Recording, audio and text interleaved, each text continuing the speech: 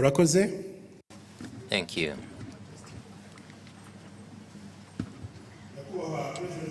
Your Excellency, the President of the Republic, honorable leaders of different institutions, dear guests, we gather here today for the National Umushyikirano Council, 18th edition, as provided for by the Constitution of the Republic of Rwanda of 2003, as reviewed in 2015. Your Excellency, the President of the Republic, this gathering thanks you for your attendance today, for attending this gathering today. My name is Iradukunda Eve, Permanent Secretary in the Ministry of Technology and Innovation. I'm delighted to be your MC today. Your Excellency, the President of the Republic, this 18th edition of Umushyikirano Council convenes again following 2 years of not convening because of the COVID pandemic. You also have a lot to celebrate, though. Under your leadership, Your Excellency, Rwandans were able to stand and fight Nous avons against this perdu des pandemic. personnes et que nous We were avons resilient. enregistré des conséquences. There were consequences, but we tried to find solutions to help those affected and to to boost our economy. And this Umushyikirano Council comes at a time when we have ended the 5th population and housing census. We will have the findings today here. Your Excellency, here we have representatives of Rwandans in different areas and other guests. Many others are following virtually, and they will be able to contribute via social media. Others are following from different sites in Rubavu District in the Western Province. We have Kayonza in the Eastern Province. We have Gisagara in the South. And Rwandans living abroad are represented by those in Brussels, in Belgium. Right now, Your Excellency, would you please deliver your opening remarks for this 18th edition of National Umushyikirano Council. Thank you.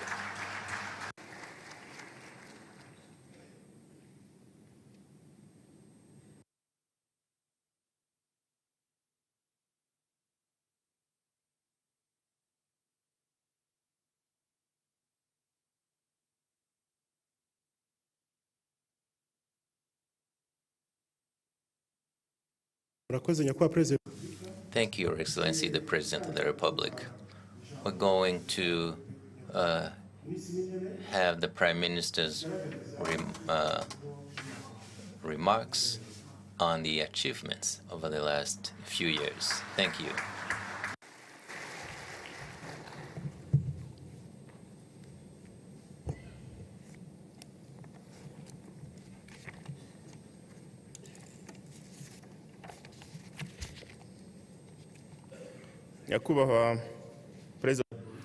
Your Excellency, the President of the Republic, honorable leaders of various institutions, dear guests, good morning. And before I give my talk, I'd like to request you to thank His Excellency, the President of the Republic, who has once again invited us to this National Umushyikirano Council. Your Excellency, the President of the Republic, we also thank you for your determination in leading us in the fight against the COVID-19 pandemic. And we see the results, starting from the vaccines that we were able to get. It was difficult, but we got them, and we distributed those throughout the country. The last National Umushyikirano Council had adopted about 12 resolutions that were to be implemented over 1 year, but because of the pandemic, we did a lot more over the years that followed. So I will briefly share what was done over those years. I want to also thank the President of the Republic who helped Rwanda to continue on its development path in spite of the pandemic, because the various activities and programs were undertaken, and it wouldn't have been possible without his leadership.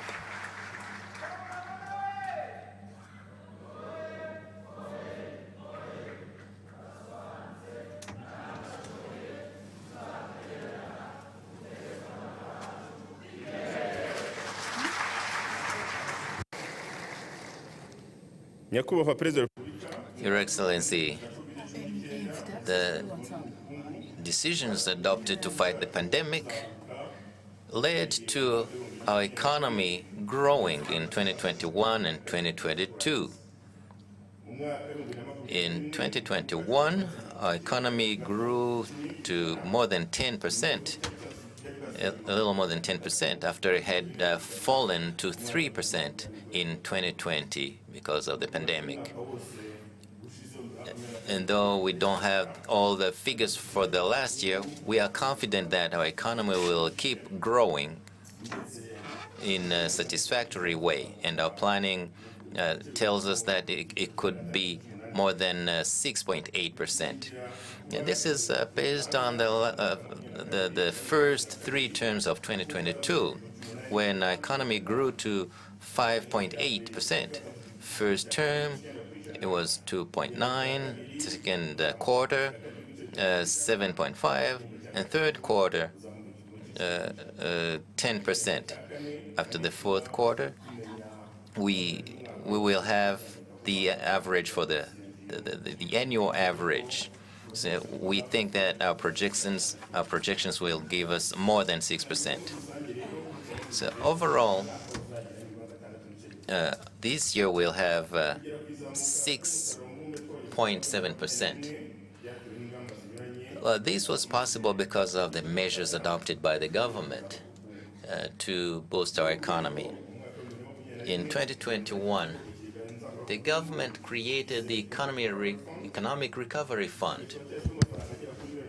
The government invested more than $350 million, and it was implemented in 2 parts. First part, about 100 billion Rwandan francs. It helps boost our economy, especially helping businesses recover from the pandemic. The beneficiaries include the hotels, mining, industry, agriculture, etc. Second part, about 48 billion francs was distributed to help the private sector recover from the pandemic and to increase their businesses, to boost their businesses. The government started the Manufacture and Build Recovery Program. It's a program that supported investment to reduce imports and produce locally. This was supposed to end in 2022, so it's going to be given another 2 years. This will help investors, reducing the different costs. It will also help existing industries to expand, to be self-reliant, reducing imports. And this will focus on increasing investment in agriculture, construction, and it has helped about 106 projects with more than $1 billion US. So this will create jobs to more than 36,000 people. Your Excellency, the government took measures to increase our agricultural production, to increase arable land with more than 260 million hectares. We also want to protect our soil with programs to fight erosion. this is going pretty well in the country, and this will help protect our environment. The government is increasing activities to fight soil erosion, and everyone is encouraged to participate.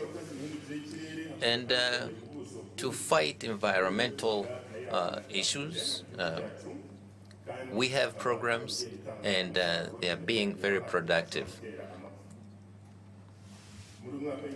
And in this fiscal year, the arable land will have another 68,000 hectares to farm.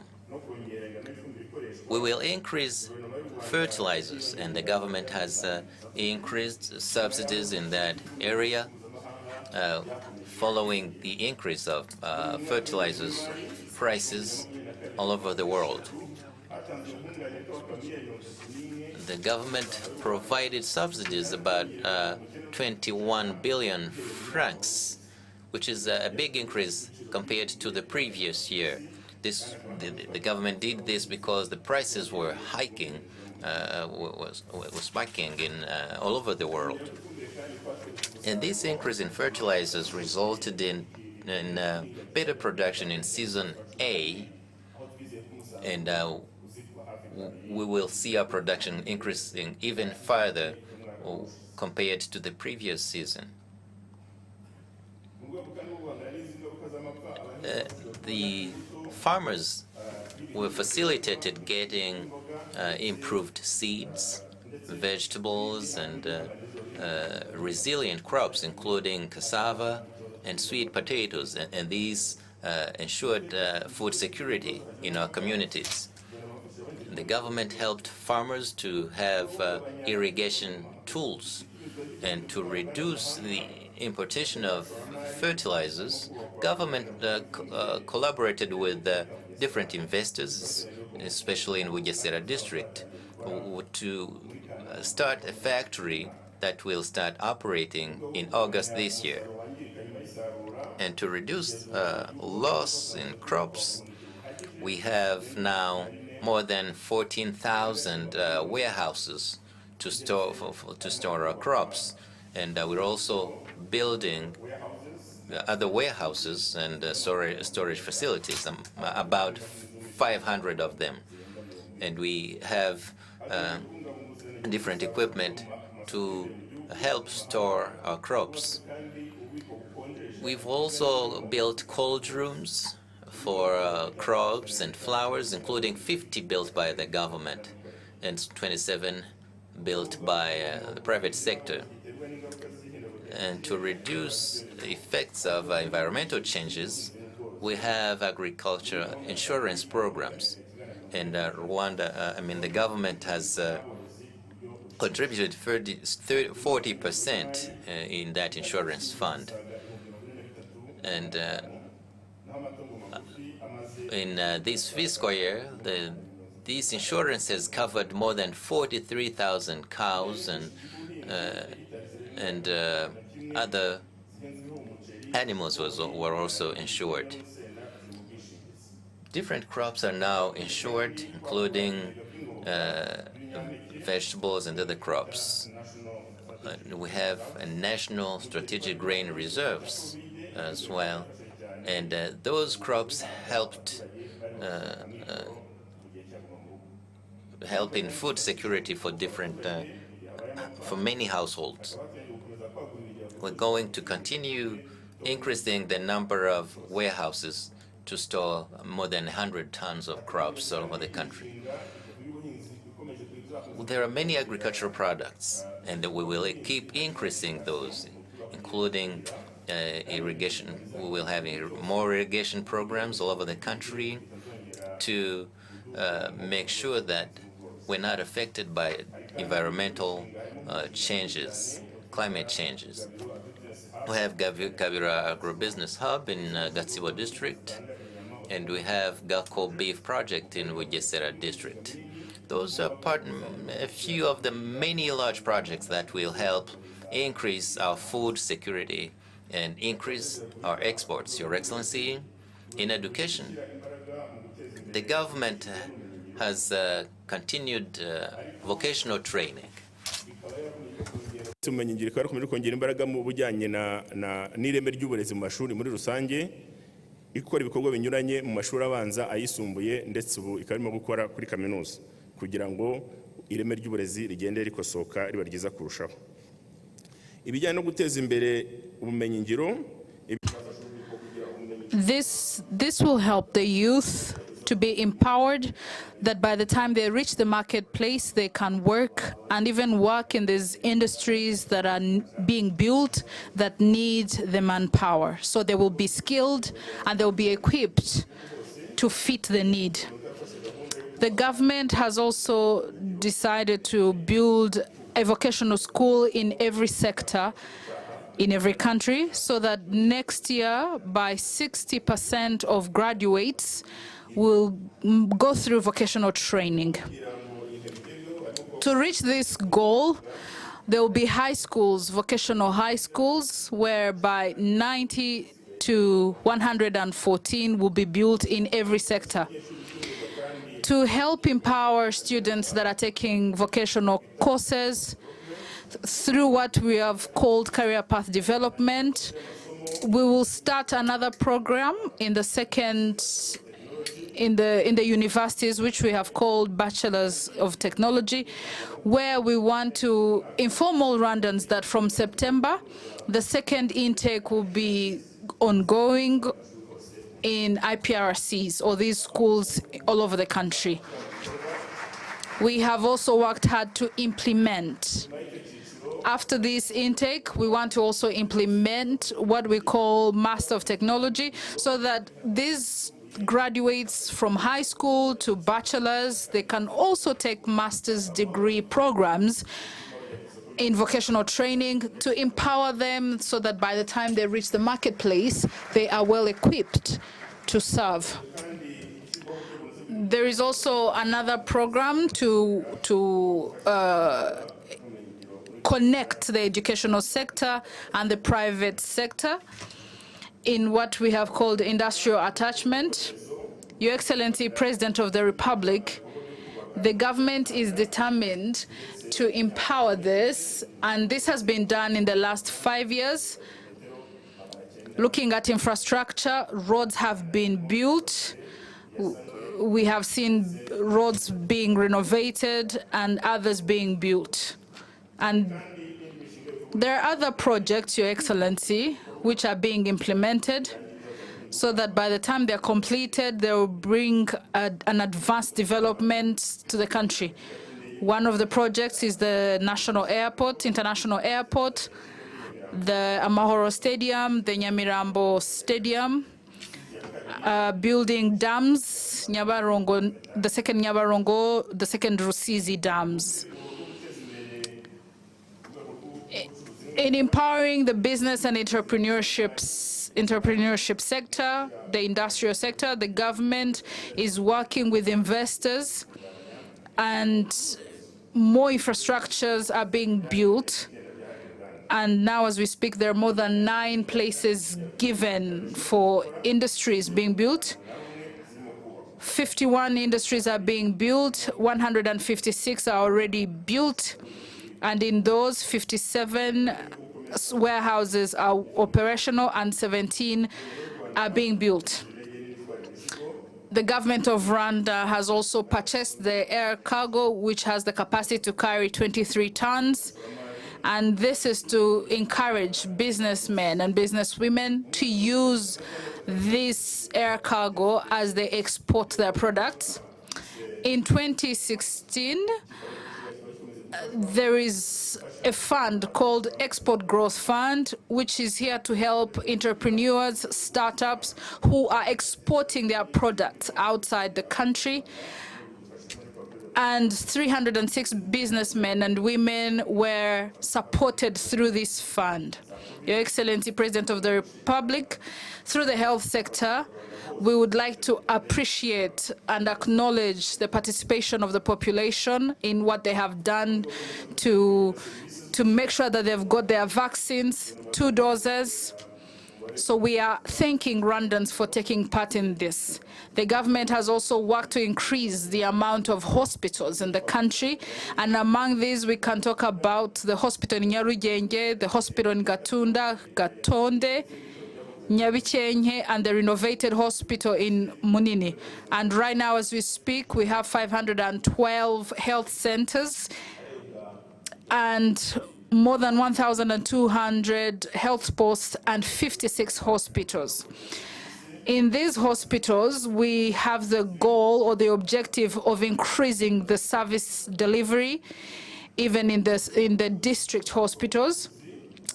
In empowering the health sector, working with different stakeholders, the government has started building the industry that will be making COVID-19 vaccines, malaria, and tuberculosis. The government of Rwanda has established an institution to help those who work in the human resources, and this institution is working well. And this institution is training and empowering different health workers. As we speak, there are 13 programs since 2020. And in this program of HRH, there are experienced doctors coming to the country to train the health workers, and even Rwandan health workers are being sponsored to go and study abroad. There have been institutions built, health institutions, to help in the research in the health sector, such as in the health sector facing heart diseases, cancers, and these facilities are helping in the research that is needed to equip Rwandan medical health care provisioners. The government is also working towards renovating and innovating all the services being given in the health sector. And as we speak, the government has health counselors that equal 58,455.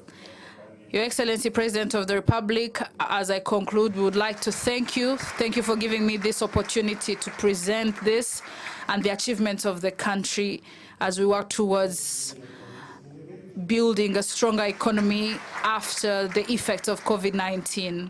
Thank you so much. Let's thank His Excellency, the Prime Minister. Allow me to welcome His Excellency, the President of the Republic, to give us his address.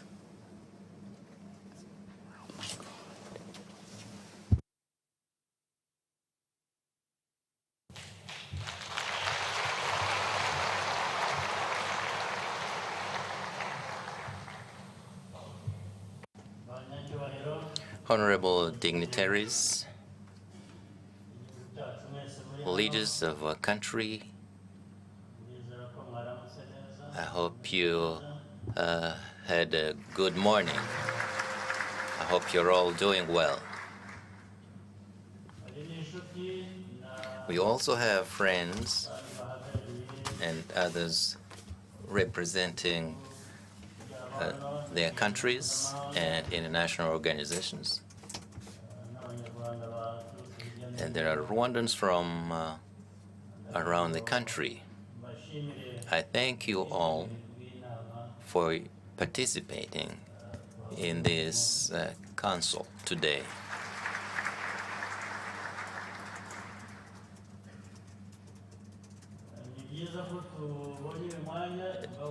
This is a good opportunity to come together physically after 3 years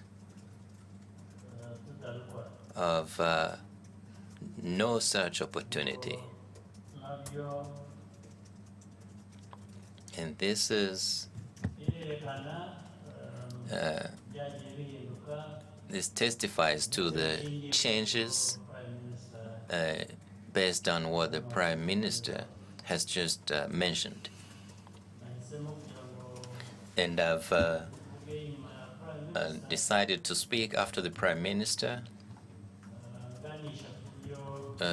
to allude to what he was talking about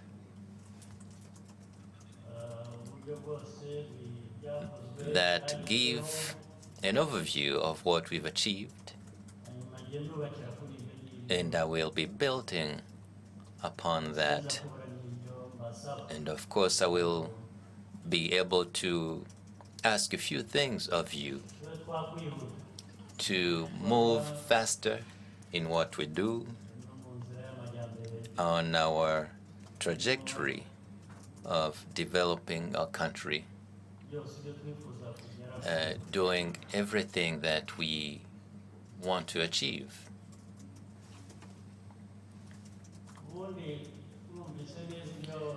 If you listen to the Prime Minister,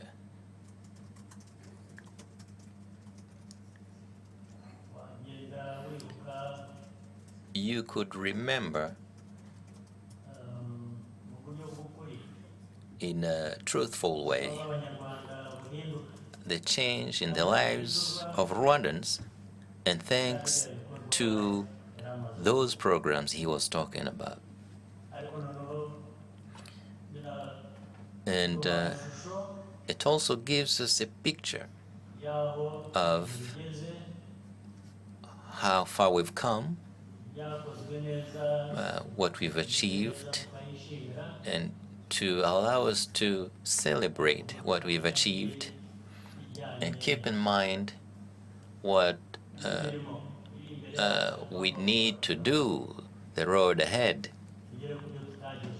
to achieve more and to achieve what we were unable to achieve so far. And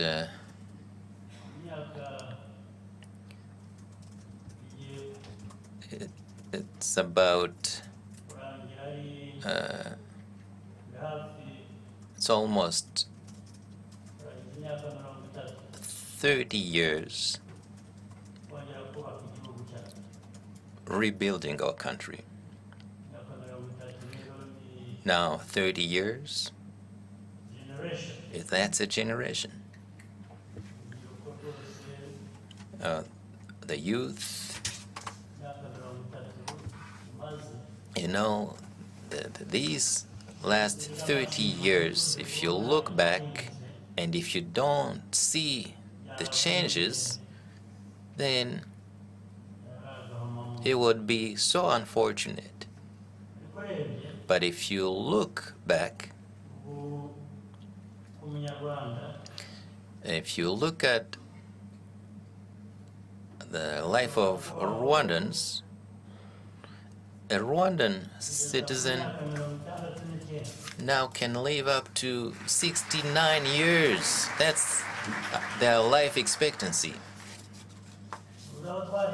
You know how far we've come? Those who lived long enough to be 40 were very lucky. Those were the lucky few who made it to 40. But today, an average Rwandan can live to be 69 years old. And 69 is it's a good average the world over. It's not the longest. There are others who live longer, but 69, you know, when you used to be lucky to live to be 40, you see that what we're doing has results. If you look at the current situation with water and electricity,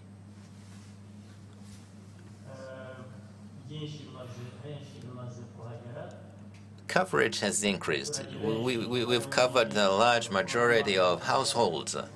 Most households have clean drinking water, and electricity has reached many corners of the country. many citizens have access to electricity and water.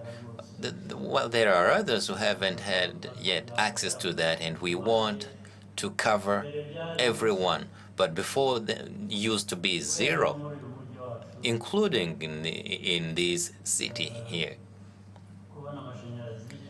Access to electricity or clean drinking water used to be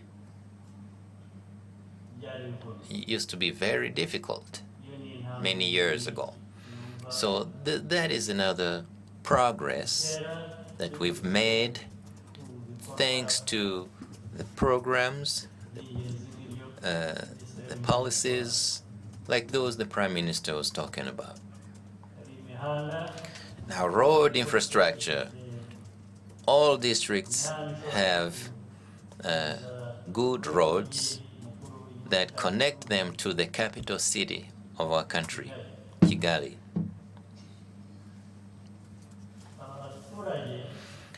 The citizens, or almost all Rwandans, they have health insurance, and that is another progress, achievement rather, that stems from the programs the Prime Minister was talking about.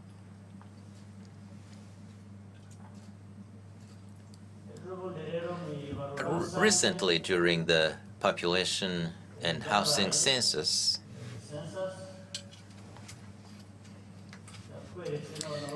it gave us other indications that will be elaborated on during the panel.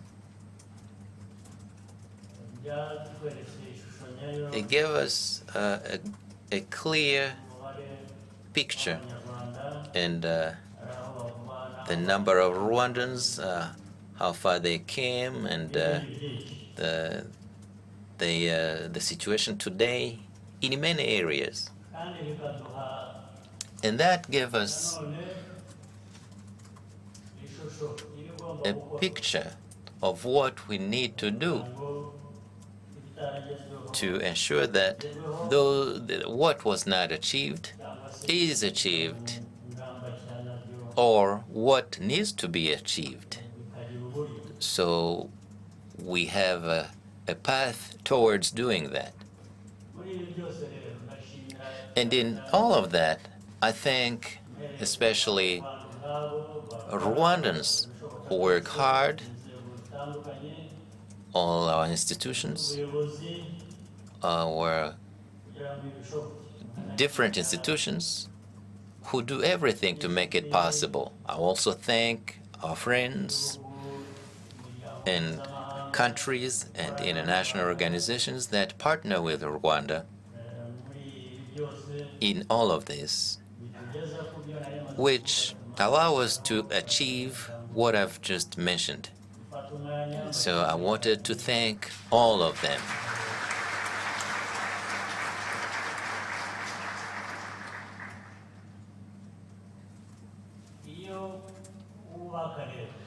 And when you're building something, like we're building our country, which is our case right now, starting from zero. When you're building, you have about two things that are on your mind, maybe three things on your mind. When you're building your country, you think, you keep in mind the quality of what you're doing, what you're building. And when you're building, it's not just about quality, it's about sustainability of what you're doing. What you're building has to be sustainable.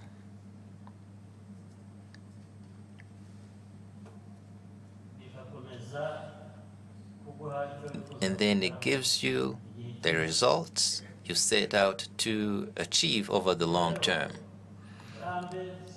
And that sustainability is also about security, securing what you've achieved. As you're ensuring security of your achievement, you're also providing security to your citizens. Our Rwandans who now live to 69 years old on average, you want to provide them with the security they need.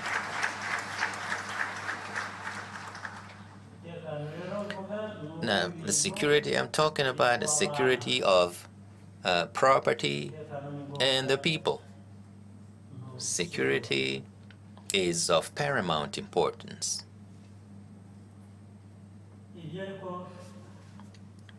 And that it takes everybody's input. So what do we do? How could we work together amongst ourselves and between us as citizens and other people, regionally and beyond? So how do we partner? When you collaborate with people, you have to do that for the sustainability of what you are doing, the quality of what you do, its security. All that comes into play. It has to be on your mind.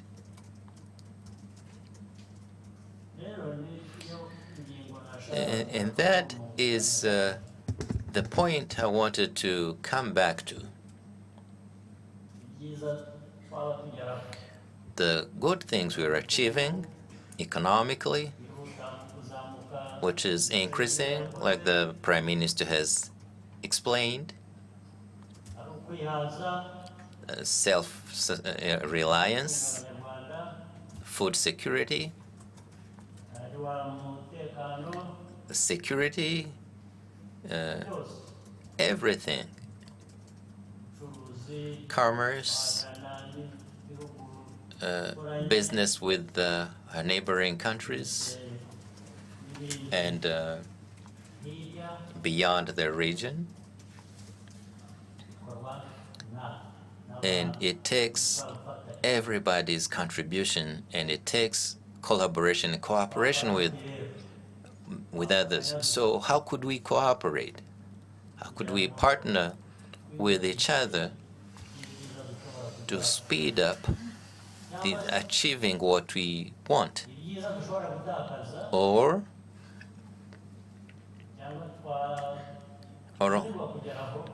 And what we are unable to achieve, there are some of those things we could fail to achieve because we haven't done what we were supposed to do, or because we didn't do it right. Because we've done other things that were not necessary, that are detrimental to what you want to achieve. If you work from morning till evening, you get tired, but what you've done has not been productive. And then you go back the next day, and the day after, without making any progress. That is something we need to look at seriously if we really want to stay on the track to achieving good things, if we want sustainability of what we are doing. And I hope as Rwandans, both in our thoughts and our plans, I think we have that in ourselves that we want to go very far, where others have reached.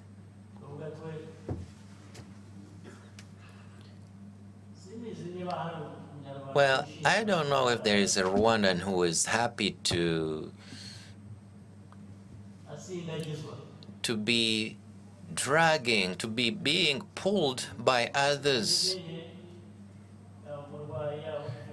Or a weak person, a patient, or somebody suffering from other problems, well, you take their hand and help them move. But how are we going, how long are we going to be helped to move until then? But you see, we are here as leaders. Sometimes you look at yourself and you think everybody is like you.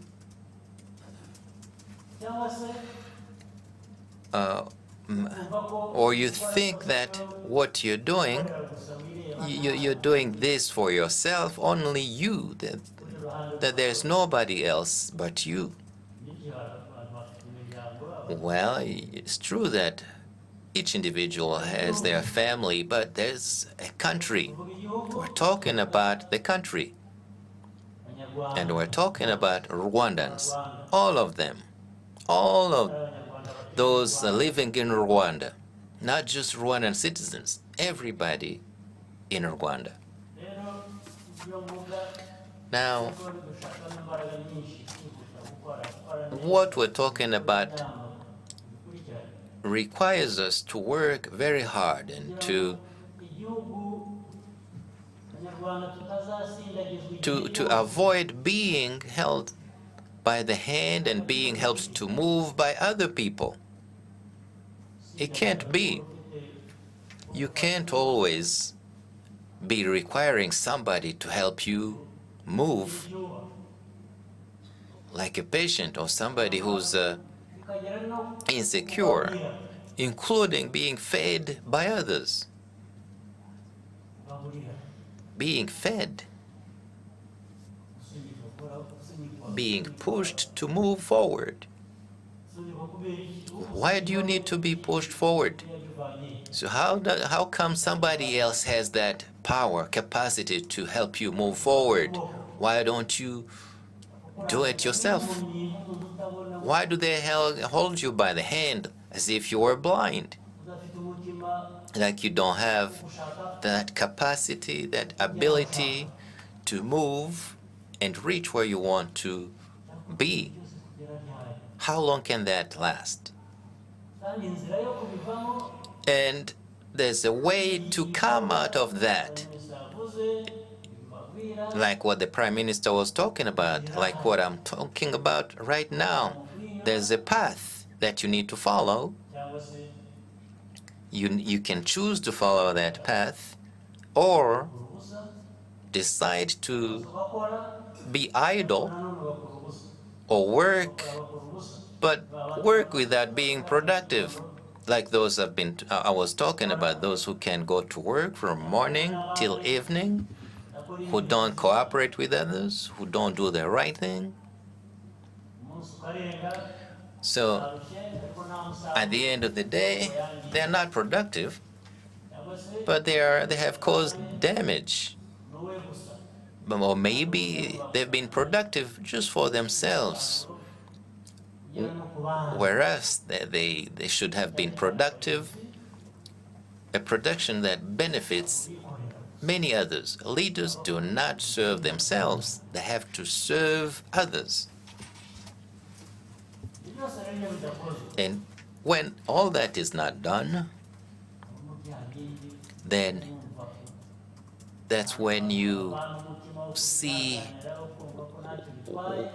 people who feel that somebody else needs to keep pulling them, holding them by the hand and helping them move. But sometimes it could have an explanation. But sometimes they hold you by the hand, they help you move forward, and then they keep beating you for what they're doing for you. That's how you pay. That's how you pay back.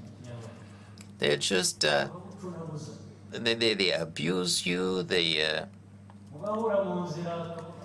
and then when you meet them, when you come together and they say, you know, I'm the one who bought that suit that you're wearing now. You remember that? That's how it can be. To the point where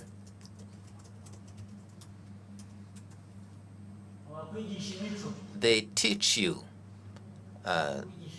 how to behave, what culture to have, how you ought to be conducting yourself, because they help you move, they help you move forward. They think Rwandans don't have any culture. Then they remind you how you need to treat your neighbor, how you need to conduct yourself in your household, and then you accept that, and then you listen. You listen to them telling you how to behave, how to walk,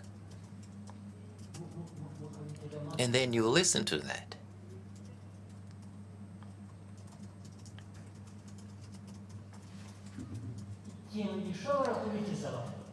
The only way out of that is one thing. It's none other than work.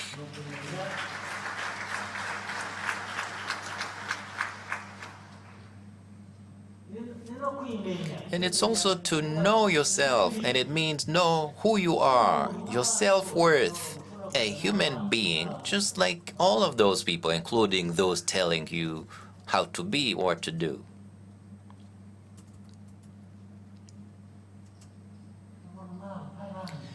A human being like everyone else.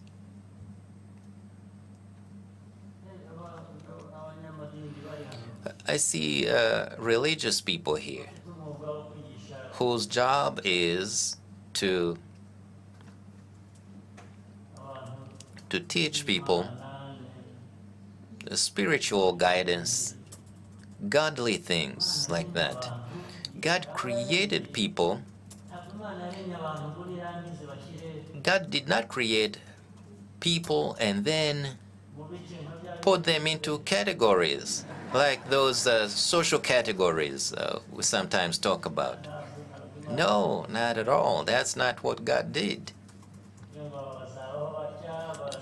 God did never say, these people will live like that, these others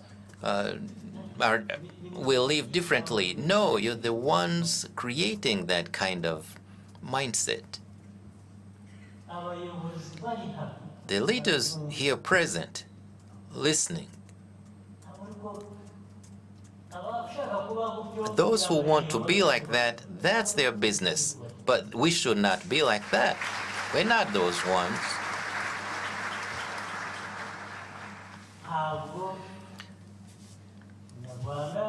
Rwandans, that's my starting point, and other Africans, we should not be like that. God did not take this large continent. You know, this is the largest continent, you know. And then all of its people, 1 billion and some, 1,300,000,000 people. And you think God decided that you are worthless? And you'll be fed by others, you will be held by the hand by others, and then you accept that? Do you accept that?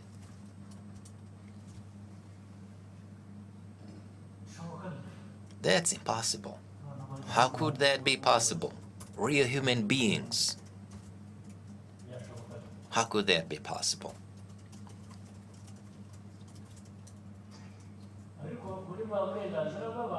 But those who want to be like that, that's their business. But we should not be like that.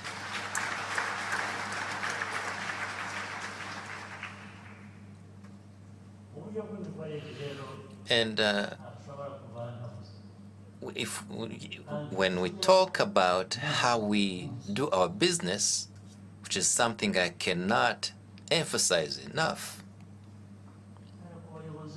starting from the highest leaders of our country all the way down to the grassroots leaders in our communities.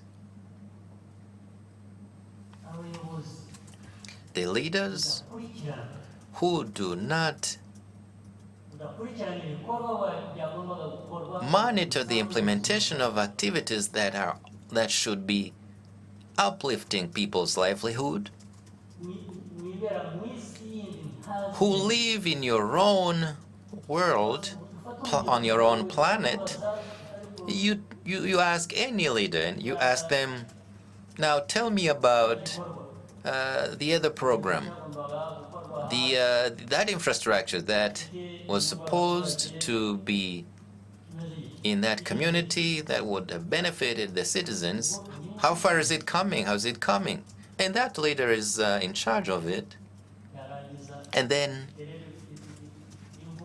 you see this, they give a long story unrelated to your question, trying to explain. And they tell you, you see, my name is, you see, I once went to so-and-so. Then, no, I'm talking about that infrastructure. How far is it? Don't tell me about where you went, who you saw, what you ate. That's not my question. How far is that program coming? And you realize that they have no clue what they should be in charge of.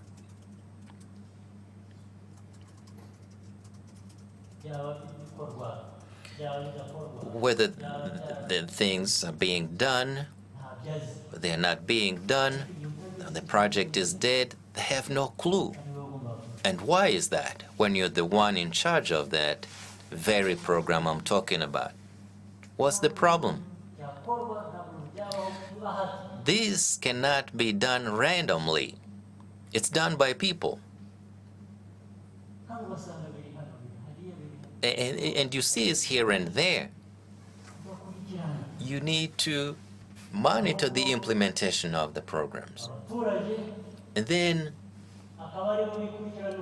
the citizens are the one who follow up, and you see them active on social media. And sometimes he's on the road saying, somebody help us, what's going on? And then you ask them, where are you from? And they tell you. And they say, but you have leaders, right? So, well, we don't see them, they don't see us, we don't know what's going on.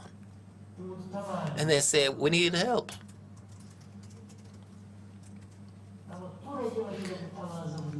Why do the citizens have to call for help when you are right there to serve them? What are you doing?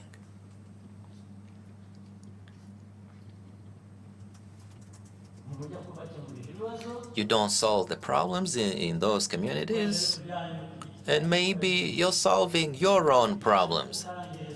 And that's the end of the story.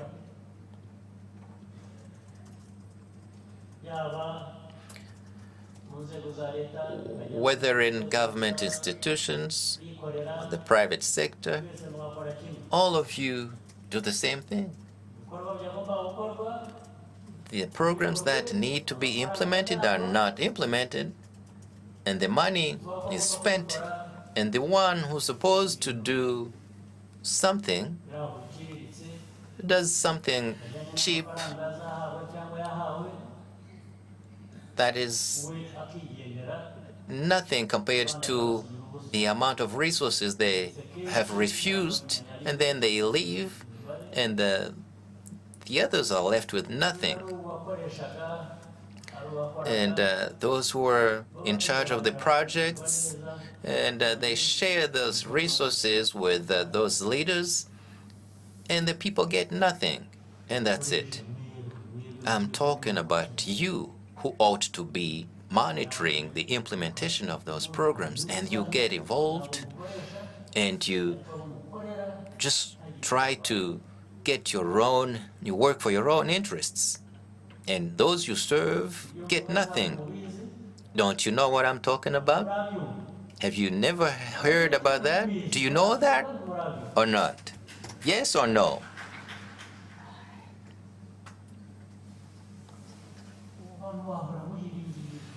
How can people live like that on a daily basis? We keep firing staff in the ministry, including ministers and others. Now, ministers and other leaders, don't you have anything to do? Don't you have enough work to do for you to go find something else to do for yourselves? How is that possible?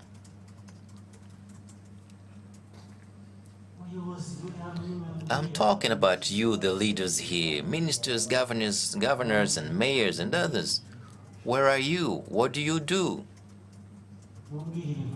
Tell me the kind of business you're doing, if not what you were hired for.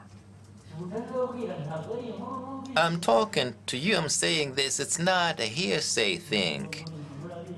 And you know what's going on. I can name names if I wanted to, can tell you so-and-so, stand up and tell me what's going on. And you ask an individual, well, you know, people come together in a meeting, we agree on something to do, things to be done, and we have the means. Sometimes there are no means, but in many cases we have the means. And then after a while you ask them, how is it coming? And they have no clue. Nothing. However, sometimes what they know is what was spent, the money that got spent. But even then, if you keep asking further, what was spent on, they don't know.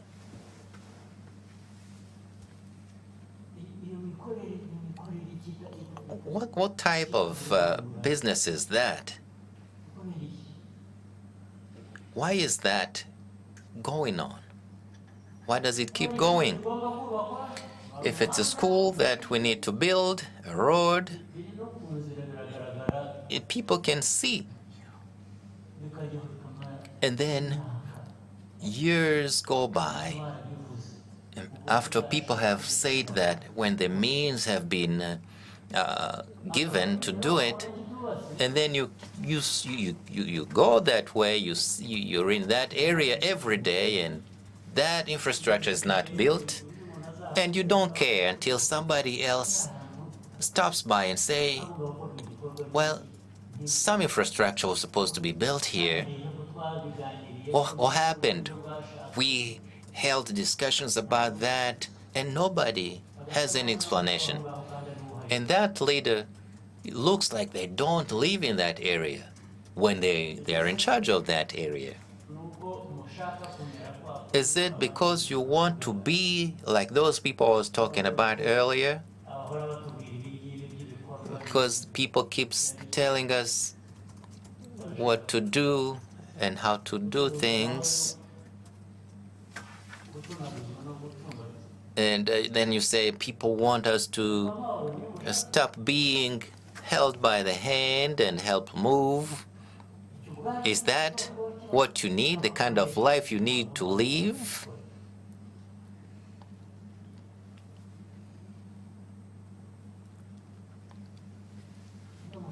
Is that what you want? Why don't you stop that way of life that makes somebody want to always have to fight with you every day? Mr. Prime Minister, what are we going to do about that? We cannot afford for some people to accept those practices. Those who want to continue doing the wrong thing, hoping that those who are asking us to change will get tired and will give up. No, that's impossible. We will not relent. We will keep pursuing you.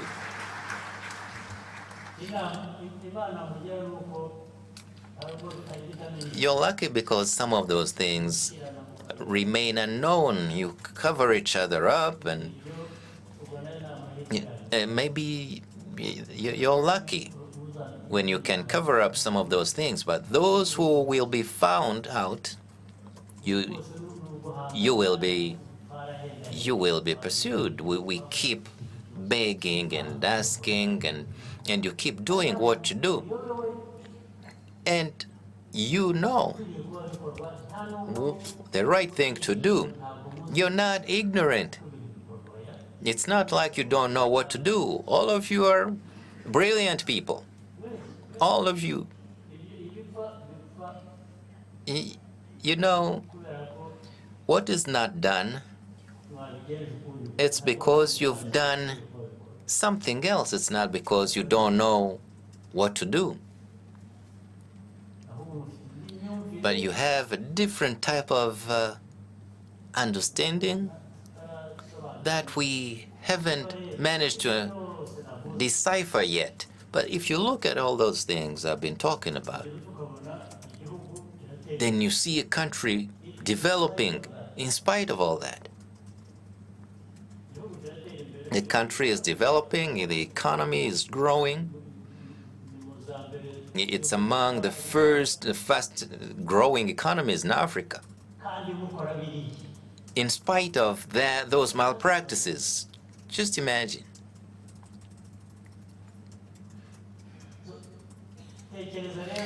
Now, imagine if we stopped those malpractices, what would happen? Instead of 6, we would reach 10 or 12% increase. We would move faster. Why do you want to move slowly?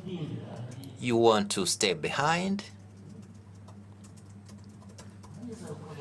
And then you see our children stunting.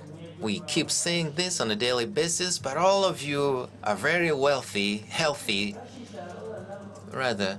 And you're very healthy, and we have a large number of Rwandan children dying. And now you're proud to be that healthy when Rwandan children are stunting? Why don't you stand up and do the right thing? And you know the right thing to do for those children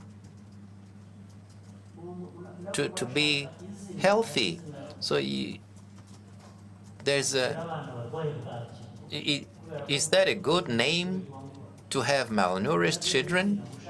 Is that another name that you want to earn around the world, that we have very healthy leaders who have malnourished children in the country? Is that one of your goals? Is that a goal that real human beings could have?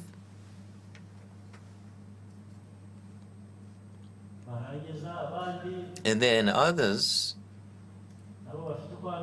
who, there are some things you get involved in, and it's in the courts also, and then they say, well, the government needs to help them. Those in,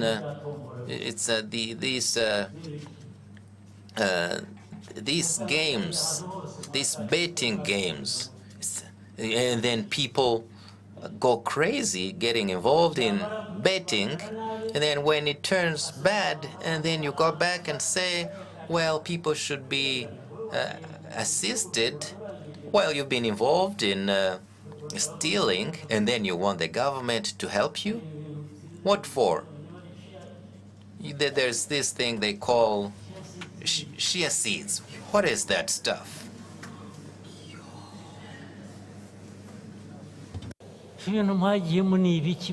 What is this thing you've been involved? You're getting involved in?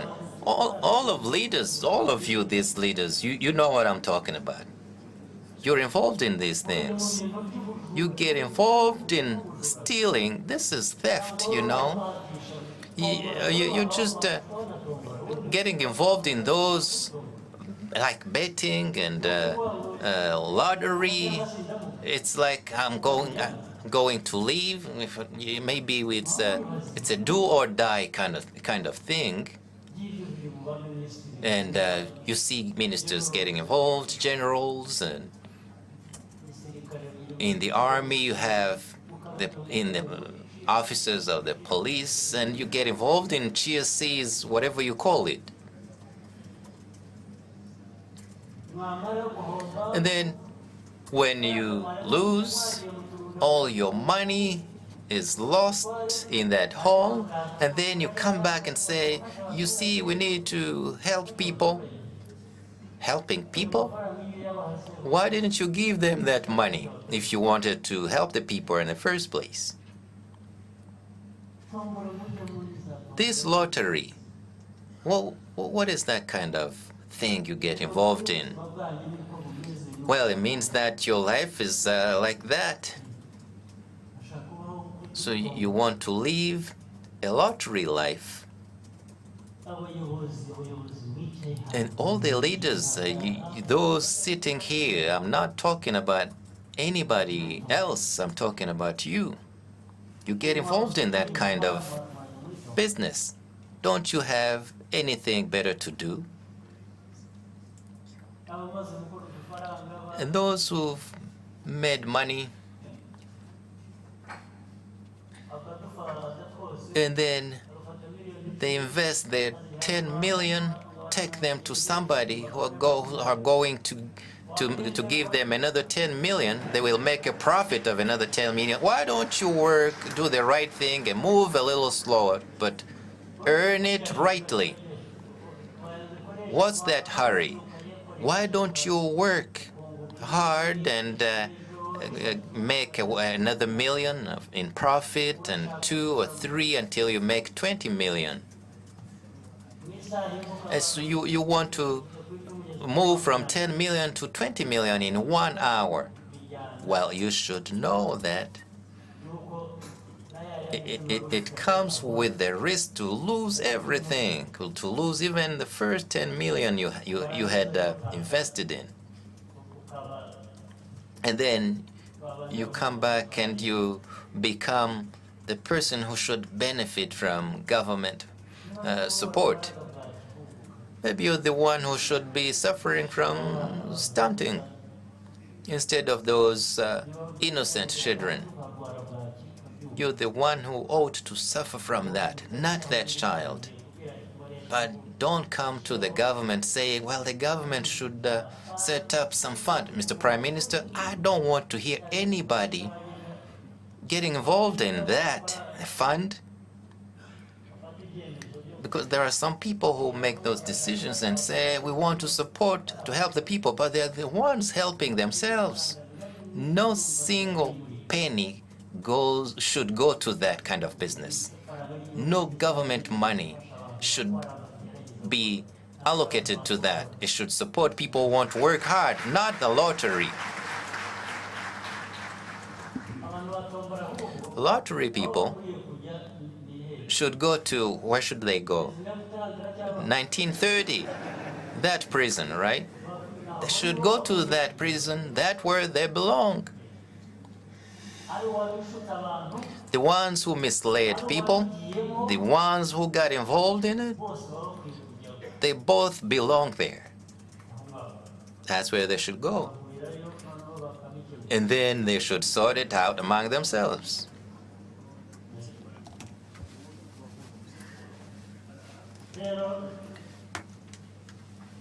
So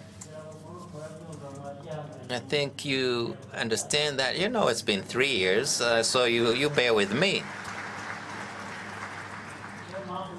And that's why I took my time So we can talk about many things. So I want to urge you to change that. You're not going to have somebody to come here and tell you, come out of that mess you're standing in. And say, well, what mess are you talking about? You're blind? You can't see that mess? That should stop? You have eyes, you can see. But your eyes sometimes see if your brain works well. But if you have that will, if you are willing, you can change. So I want to stop here. We will keep discussing. We'll have time. I wish you productive discussions in this National Umushyikirano Council.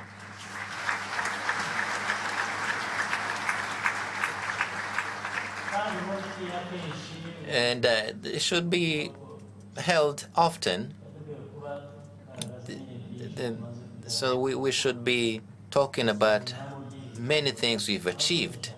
Thank you very much.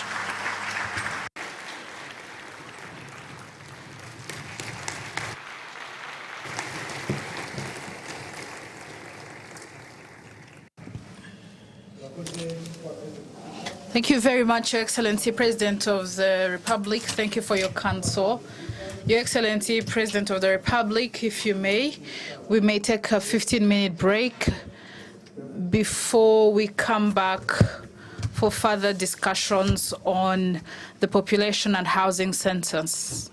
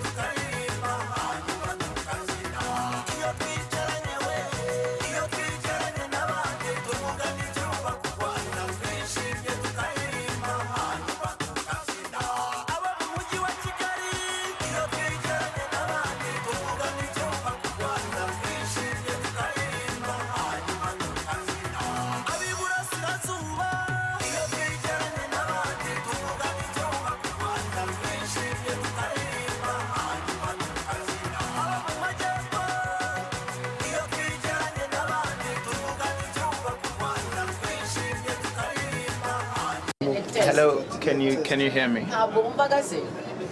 Can you hear me? Alright.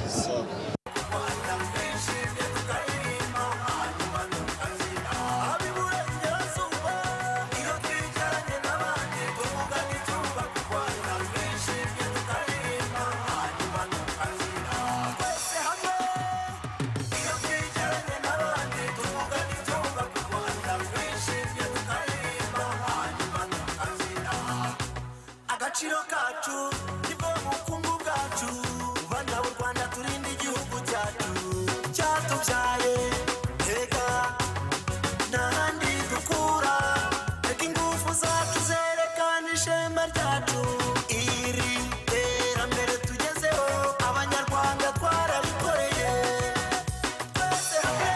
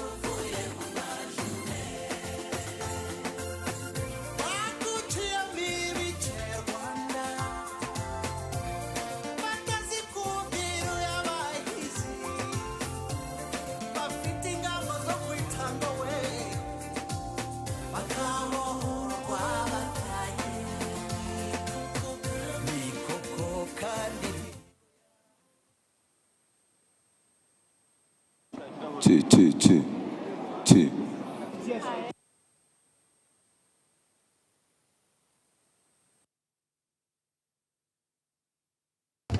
Aha. Nzi ku cyongereza. Hello. 1 2 3 4 5 6 7 8 9 10.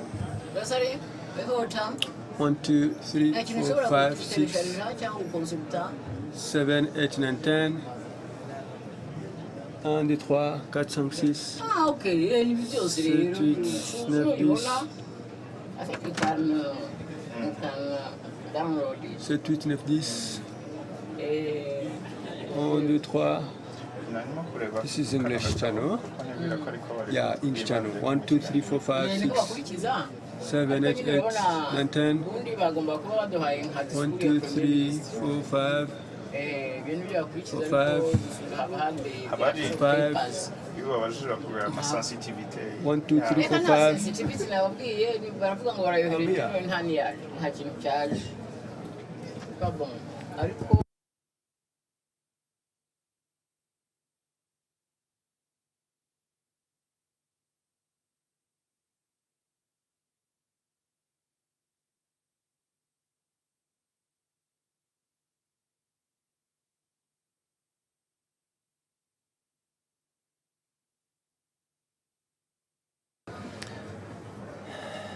1 2 1 2. This is the English channel. English channel. Can you hear me? This is the English channel. This is the English channel. Can you hear me? English 1, English 1. English 1. Can you hear me now? 1, yes. English This is English.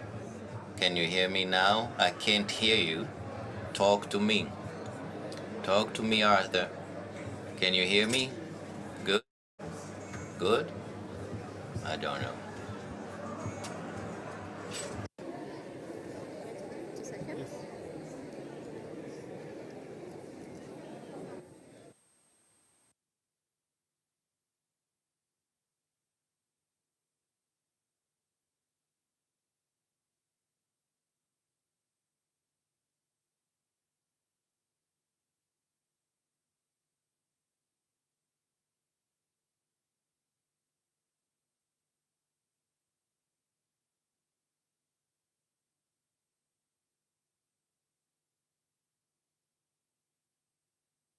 Mm-hmm. Yes. Can you hear me now? English 1. English 1. English 1. Can you hear me? Good. Well, well, well. Who's listening? Who's listening? Let me see.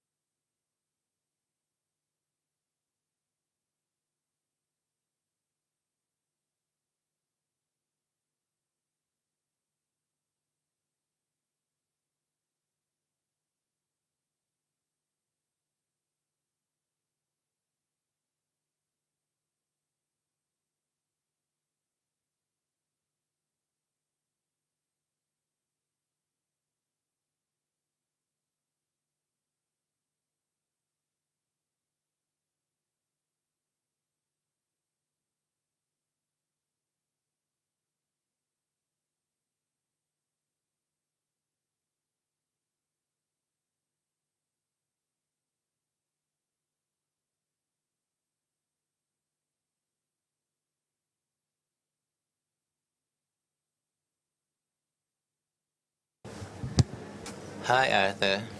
Can you hear me? English channel? English channel. 1, 2, 1, 2. This is the English channel. Can you hear me? Can you hear me now? Talk to me. Talk to me. Talk to me. 1, 2, 1, 2. Channel 1. Channel 1. Can you hear me? I don't see anybody listening. Can you hear me now? I can hear the floor.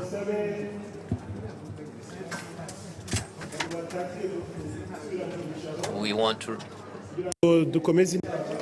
I want to request people to come back to their seats. I'll ask the protocol to help us, the ushers, if we can get everyone back in their seats so that we carry on with our dialogue.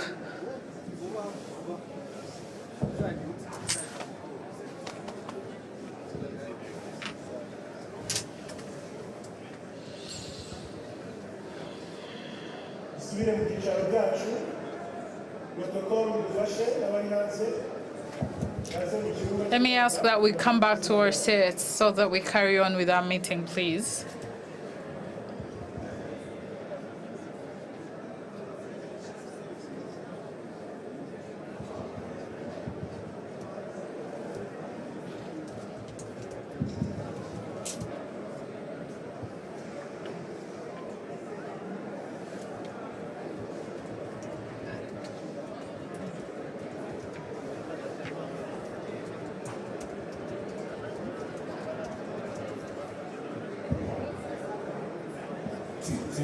iya mbere zamukaho onti zamuka. Okay, good.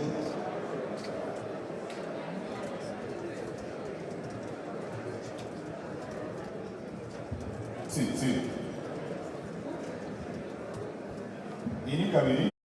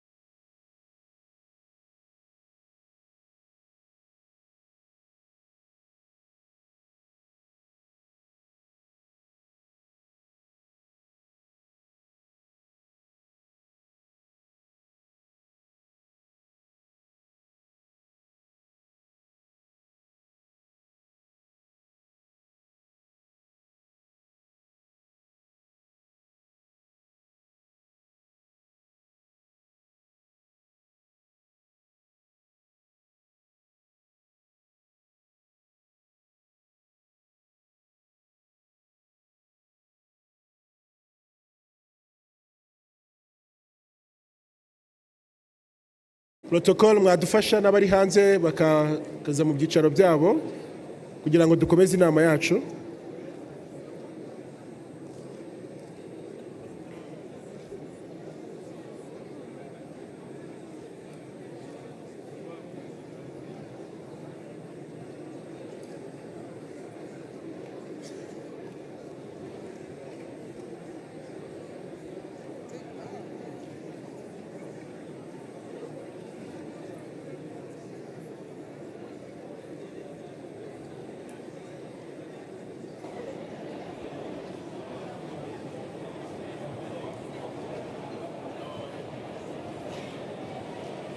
Protocol mudufashe abakiri hanze baza mu myanya mu byicaro byabo.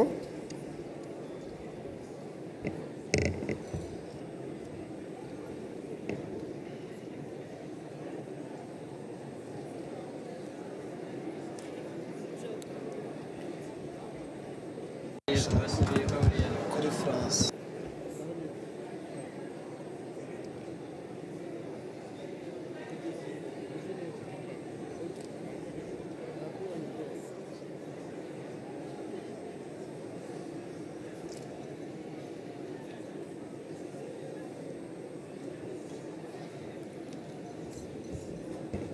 Komeze mufate ibyicaro byanyu, mu kanya gato turakomeza inama yacu.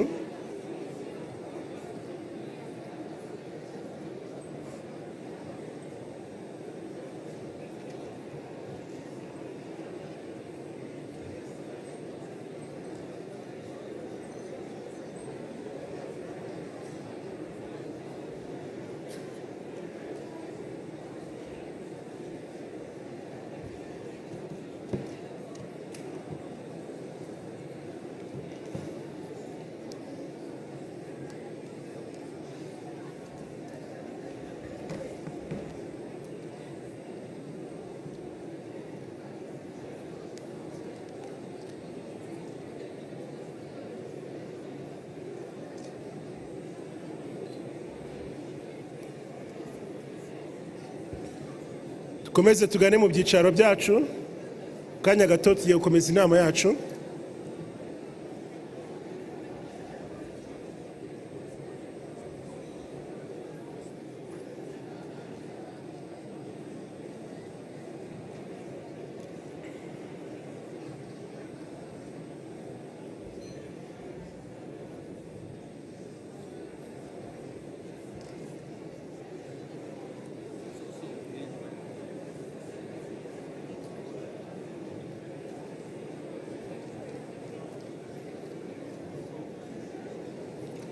Barangije kugera mu cyumba cy'inama, mwafata ibyicaro byanyu.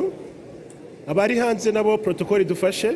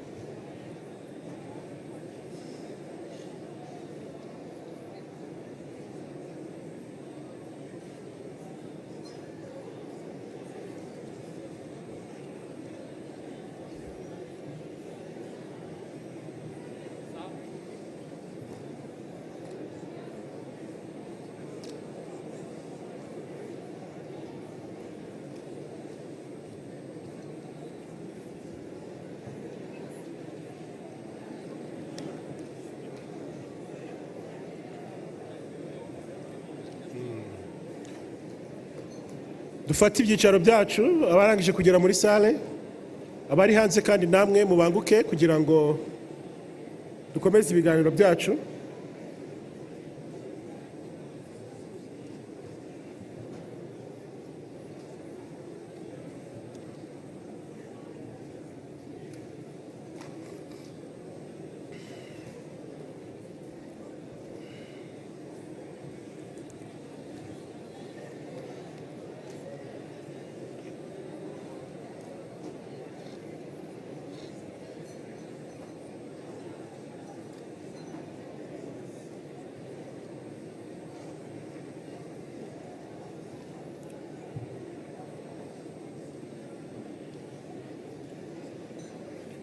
Rego tubasabe mufate ibyicaro byanyu mu kanya gato tugiye gukomeza inama yacu.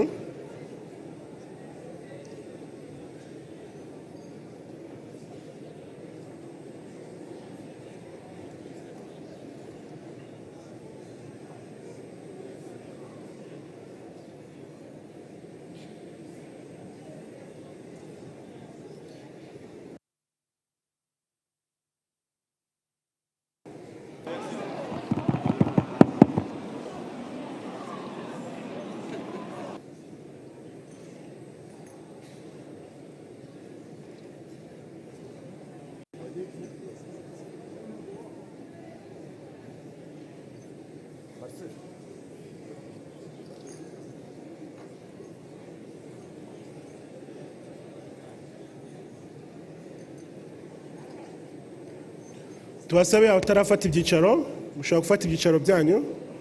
Let me ask those who haven't taken their seats to please take their seats because we are about to carry on with our meeting.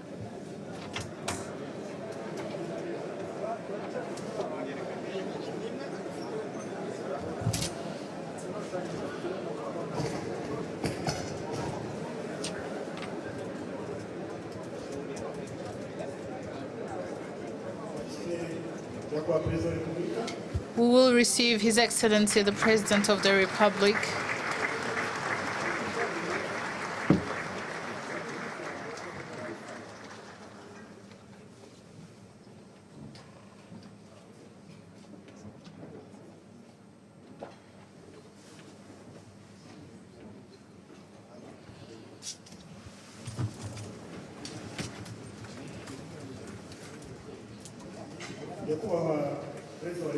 Your Excellency, President of the Republic, in this moment we're about to receive a report on the population and housing census. Mr. Yusuf Murangwa will be presenting to us the findings from this research. You're welcome.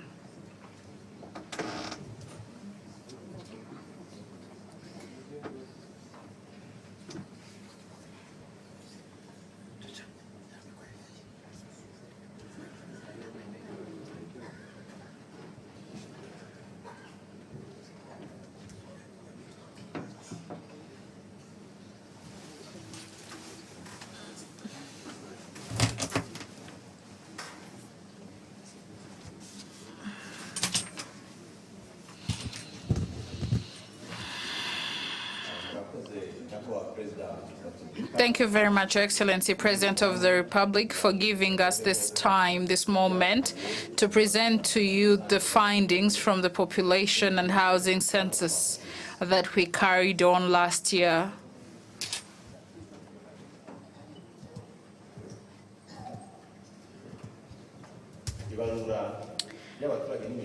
The fifth population and housing census was done with the objective to give us the numbers of Rwandan's population count, evolution, distribution, and the structure.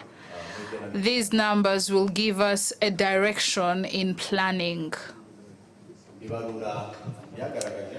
The findings presented to us that the population of Rwandans is 13,246,394.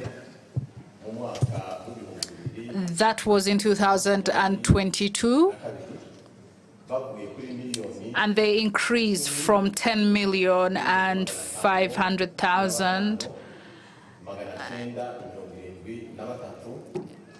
and that was in 2012. So this means that in the last 10 years, Rwandans have increased by 2 million, 2.7 million. The number of women is high, at a figure of 51.5%, and men at a figure of 48.5%. Many Rwandans live in the rural areas, and that's 72.1%, and those living in the urban areas are at 27.9%. The Eastern Province has the highest population with 3.5 million, and then we have the Southern Province, which has 3 million, the Western Province with 2.8 million, and the North with 2 million. The city of Kigali has 1.7. But these are people who live in the city of Kigali, but there are many people who come from the outskirts around the city of Kigali, coming to work in the city of Kigali. And the population dynamics show that there is a population density in Rwanda compared to other countries in the region, and numbers show that the number of Rwandans is increasing, and thus the population density will increase. Will come from 503 people living on 1 kilometer squared to around 894 people living on 1 kilometer squared. And that will be in 2052. So the population density is very high compared to other countries in the region. For example, in Tanzania, where it is 67, in Kenya, 92, Uganda, 229, and in Burundi, they also have a high population density. But here, there are other countries. We have countries like Singapore, which has more than 8,000, and Hong Kong, which has a density of 7,000 people, and they live well. The reason why they live well is because of the strategic planning that helps them live well and do what they need to do for survival or for their lives.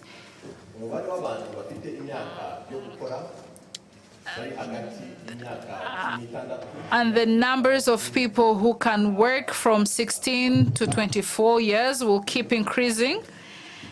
It will keep increasing up to when it will be a high number compared to the youth and the elderly in the country. This is good, and it will give us an opportunity to increase our economy if we can find these people the work to do.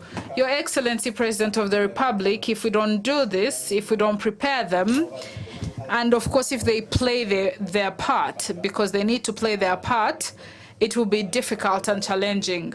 They will not have the capacity to find work, and it will be a challenge to the nation.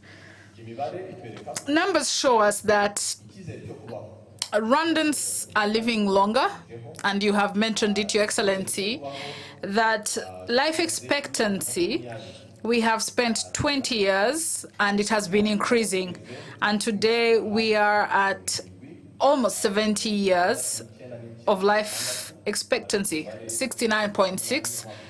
And these figures were done last year in August, from 51 years in 2002. And prior to that, Your Excellency, this number was very low. It was around 46.4, and it kept increasing, but it wasn't increasing well. Then in 2002, we started on 51.2, And now, as I had said it, we are at almost 70 years. This shows that the programs, the initiatives to increase and better the life of Rwandans is actually working. The health sector is working. Nutrition has played a role. Water, access to water, all these have contributed to these figures. Now, when we look at fertility, the fertility trend is reducing according to the government program of where we find one woman having 3 children, which is at, but Your Excellency, we don't have decimals when it comes to children. Last year we found that 3.6, but we're saying at least between 3 to 4 children. And we're coming from a place where women were having 8 children, 7, 6. So reaching at a figure of 4, this is good. We'll keep monitoring these numbers because we don't want these numbers to keep reducing beyond this. It could become a problem. In the last years, there was a lot of internal migration. Many migrated to the southern province. In the eastern province, received 948,000 people who migrated. And the city of Kigali had 836,000 migrating to it. We have the net attendance rate, which is very crucial, which shows the number of children who go to school on time and also graduate on time. Children should go to school, primary schools, when they are 6 years old, and they should finish primary school when they are 11. And then they start secondary school when they are 12 and finish at 17. In primary school, many children go to school on time, which is at around 89.3%. But in secondary schools, many do not go on time. Only 22.3% really go to high school and graduate. While still looking at education, numbers show us that Rwandans who don't have no education and those who have primary education, this number is decreasing. The number of those who have no education and those who have primary education only, the numbers are reducing, and this is very good. And those who have secondary school education and coming from 5.9%, we are at 15.1%. And on another side, this is good. We are coming from far, but we're still far. When we look at the university level, numbers show us that we are at 3.3%. So we have to consider that we're coming from 0.5, but to do with education, we still have a very long journey because those who have secondary education and university are still low. The numbers are still low.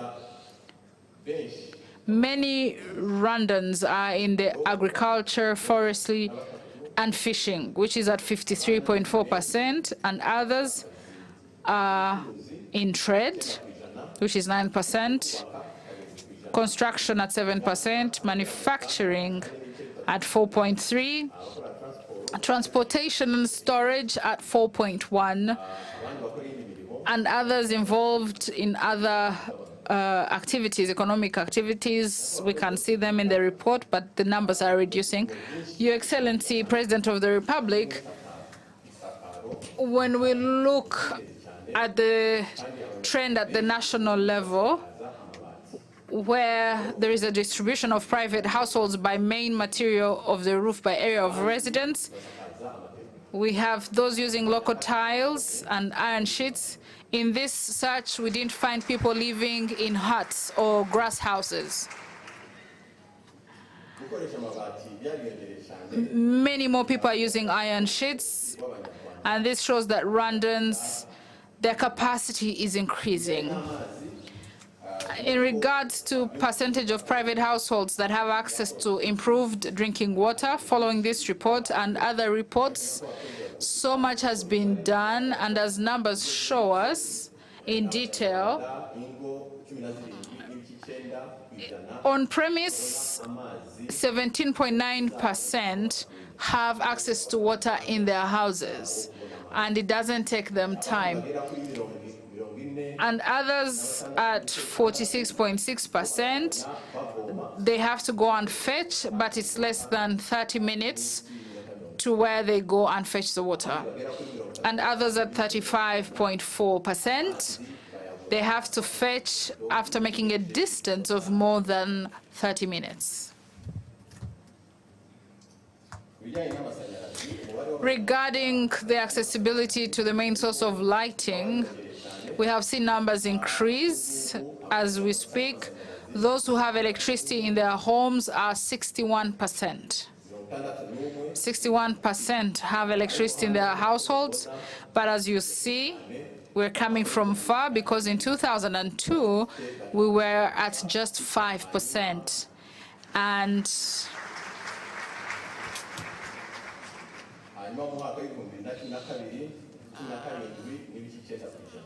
And in 2012, we were at 17.9%. So there has been an increase in the numbers. Looking at the possession of mobile phones in households, almost 78.1% have mobile phones. And in all the provinces, this number is high, but in 2002, only few households had mobile phones, and that's just 2.3%. But though many people have mobile phones, there is still a challenge in using the internet. Households using internet are still at 22.8%. But here we try to connect the numbers, and we found that it depends on their capacity to use the internet. This has to do with their education and their exposure. So mostly it's the lack of knowledge, but in the whole country there is accessibility to the internet. Around 69% households are engaged in agricultural activities, and others combine crop production or animal husbandry. And we have 64.2% who do crop farming and animal rearing. Your Excellency, President of the Republic, as we conclude, these are few numbers I have chosen, but many numbers are in the booklets that we've given, and others are on the internet. Those who want access to this information, you can always access them online. But as we conclude, there are some positive observations that these numbers show us. The first, there is a hope for life expectancy. We're now at almost 70%, coming from 70 years from 51 years. So this means that the initiatives that have been installed by the government have yielded the results, and they'll keep yielding the results. And the second, we see that there is an increase, an improvement in housing for Rwandans. Household assets and houses have iron sheets, tiles. This is good, and this is showing an improvement in the housing of Rwandans. We see access to water, they have mobile phones, they have radios. The third is that there is positive demographic developments. there is a decrease in maternal death, premature mortality. There is a great increase, and this is giving hope. But again, there are things we have to pay attention to, challenges. The first is, even though we have seen an increase in the numbers, and it is positive, but we have seen that there are things that haven't been achieved. We have seen it with the access to water, access to electricity. There are things that haven't been achieved. There is still work, and we shouldn't stop the efforts. Another thing we have to pay attention to is education, children going to school on time. Some go to school late, yet they should start primary school at 6 years old and then start high school at 12. And they need to study what is needed in the marketplace. We have also seen that there is a high population density, and this is requiring more strategic planning for these numbers on finding how to maintain or to work with this number. Your Excellency, President of the Republic, I thank you for this time that you've given us, that we may present to you these numbers. Thank you very much.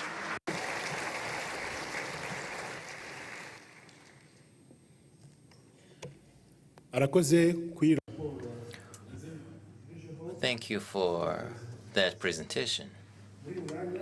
And right now, we're going to have a panel that is stemmed from that census. We will have a panel with Dr. Uziel Ndagijimana, Minister of Planning, Dr. Valentine Wamaria, Minister of Education, Ildefonso Musafiri, Minister of State in Ministry of Agriculture, Engineer Patricio Wase, Minister of State in the Ministry of Infrastructure, Pascal Murasira, Director of Norskin, East Africa. And this panel will be moderated by Mr. Cleophas Varore from RBA. Thank you. Thank you, Mr. President. The MC said that it will be moderated. It's happening right now. It's happening already. I thank him. Your Excellency, two men were having a small talk on the roadside, and then there was a group of passers-by, and then one of the groups exclaimed, "Hey, listen to me, Karekezi." And he said, "Well, you don't know those people." And he said, "Well, among a large group like that, there's certainly one of them called Karekezi." You know, Director General Murangwa just gave us figures, statistics. And you know, when you talk about numbers, this late in the day, it is not easy. But these leaders will try to make this, to simplify this, to put faces on those numbers, those statistics. The Minister of Planning will tell us whether that corroborates the finances. The Minister of Education will talk about school attendance and what it means. And even those who don't reach high school, where do they go? Minister of Infrastructure is here. And sometimes he jokes about things. Well, you know, some people say we're going to that dark continent. Is Rwanda a dark continent? So, Your Excellency, Africa is sometimes divided in two, so sub-Saharan Africa. So where does Rwanda stand? The Minister of State in the Ministry of Agriculture, you know that 13 million people, those who fast are not many. They need food, all of them. Those who pray and decide not to eat, they're not really many. But even those who fast, they don't do that every day. The Norscan is also here not to award any points. He will tell us about what they do in the private sector. So let's begin with the Minister of Finance and Economic Planning. Well, I've seen each one of us is interested in one or another statistic, but people need clarification. You know, we say, well, there's a 3.6 children per woman. Well, somebody might say, well, that's not my wife. I know something different. But tell us about that journey of 10 years, government partnering with private sector.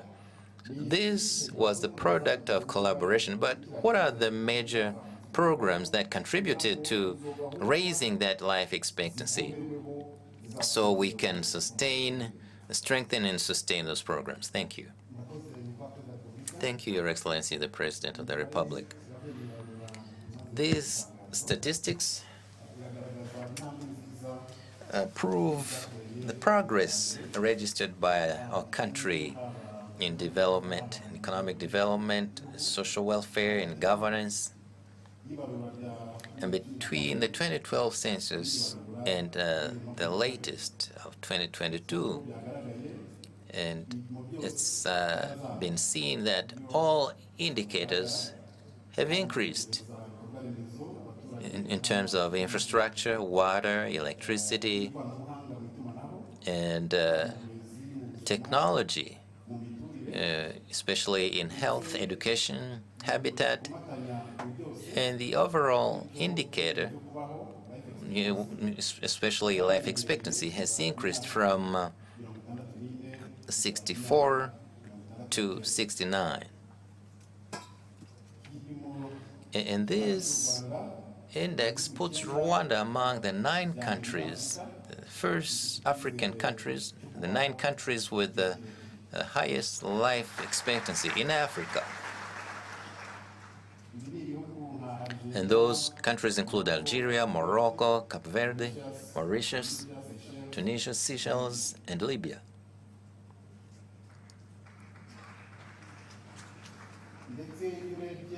And if you think about this, this life expectancy is very high compared to our economic growth, which proves the efforts invested in health, in reducing child and maternal mortality. And these figures are the result of the national development programs, EDPRS2, namely, that was implemented between 2013 and 2018. And the previous years with the development programs that started in 2017 until which will go up all the way to 2024.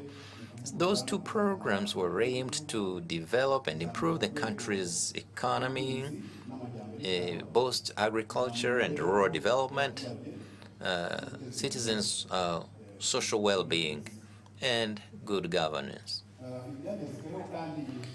These achievements were also parallel to the increase in our economy, which gives us capacity in terms of finance to implement our programs. Let me reiterate that over the last 10 years, between these 2 censuses, the country's economy grew by at 5.5% on average, except the 2020 because of the COVID-19 pandemic.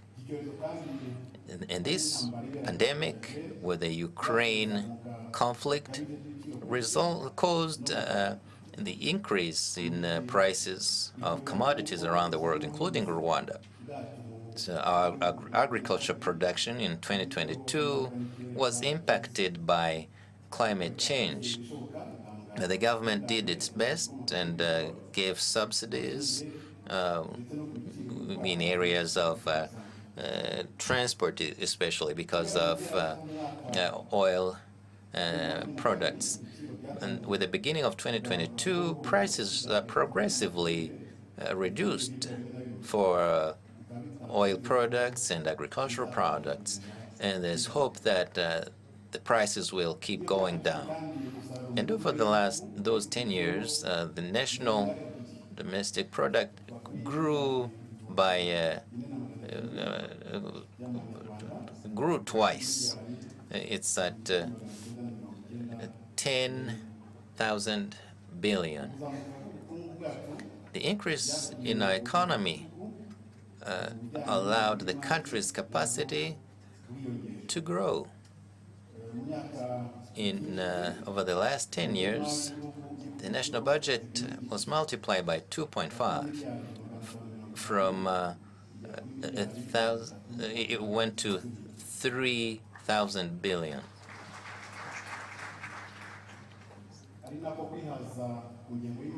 And our sufficiency in the budget has increased too. Internal contribution to that was multiplied by 3.5.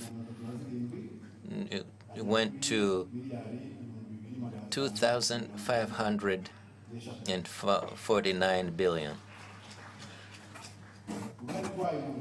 And its contribution in national budget grew from 47% in 2012 to 67% in 2022.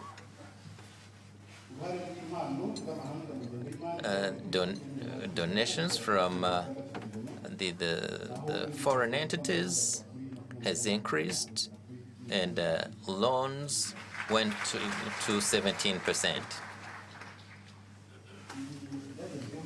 And this was achieved not only thanks to government investment. The citizens contributed significantly. So did our development partners and the private sector. Over the last 10 years, the private sector increased its investment to 1,430 billion. Your Excellency, the President of the Republic, the findings from this census give us something to celebrate, but they also show us areas where we need to improve. Thank you, Your Excellency. Thank you, Minister of Finance and Economic Planning. The previous presentation did not include anything in red, so don't hold back. Tell us where you see any red flags. Your Excellency, let me ask the Minister. You say that the national domestic product multiplied by 2, but if the country multiplied its production by 2, so what about the citizen? How many did his production, how did it multiply? How did it increase? Thank you, Cleophas. This is an average. It's about the country in general. It's an average. It's not the same for every citizen. You cannot take that and divide by the number of people. But the citizens' production has increased too, if you look at the country's production in general. But it doesn't mean it was equal for everyone. Does it mean that as there are billions, about 5,000 billion over the country, it's the same, has an impact on the citizens? Indeed, because this investment was possible because of an increase in production, and the budget also was allocated in what increases the citizens' social economic livelihood, including health and education. Thank you. And when we talk about education, everybody has their own take on it, how they perceive it, what they want, and how they rank the performance. So we've seen statistics. Honorable Minister, we've seen what they call gross attendance rate in primary school. But I've read this in this booklet. It's higher than 140-something%. Gross is bigger than net, of course. So we don't see the same number of people in high school. Where do they go? And you've been working hard over the last 10 years, but talk about how people perceive your performance, the ministry's performance. Thank you, Mr. President. These, the findings tell us two things. The numbers have increased overall, those leaving one cycle to another, but the speed is not good enough. And I will comment on that figure just gave. You know, many children start school past the year, the age that was mentioned. We see children older than 11 years old sometimes. It means that they went to school, they went late to school. But also, there's a problem that we see. School dropout. Sometimes they drop out and they come back, but each time they drop out, they don't move as fast as the others. So and that's why you see some people who leave primary school are in low numbers. And if you look at those who leave primary school and go to high school, the numbers go low again. Sometimes we talk about classroom crowding, but in the second part of high school, you see the difference. We've done a lot to increase the numbers, including the 9-year educational program and the 12-year education program that started in 2012. That also involves increasing infrastructure, more classrooms, more equipment, and the increase in teachers. And even though we've done all of that, even though we're investing more, the Prime Minister has said that we will increase, we'll do more in professional training, but we still have crowded classrooms.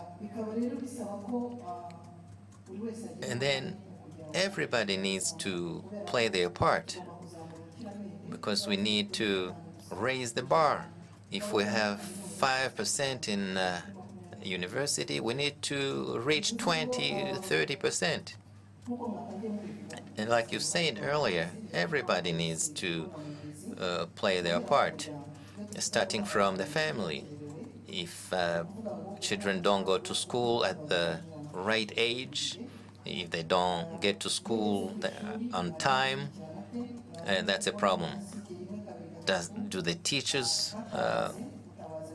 tell the parents when their children are not learning or they're not present in classrooms? Everyone needs to play their role. There are many problems that were solved in terms of the teachers' social well-being. But there are many partners in education.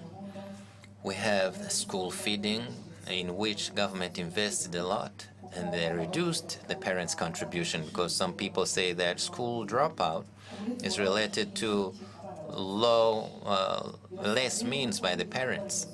So we need to increase infrastructure in early childhood centers and primary schools as well, and other categories. And in universities, we keep saying that we have few high school leavers, but not all of them go to university.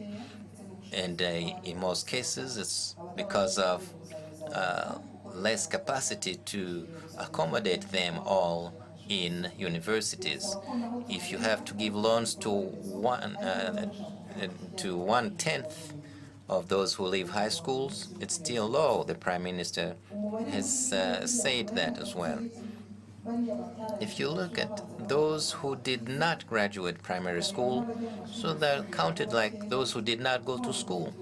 So we have a youth in production age who did not finish their studies, but at the same time we have longer life expectancy.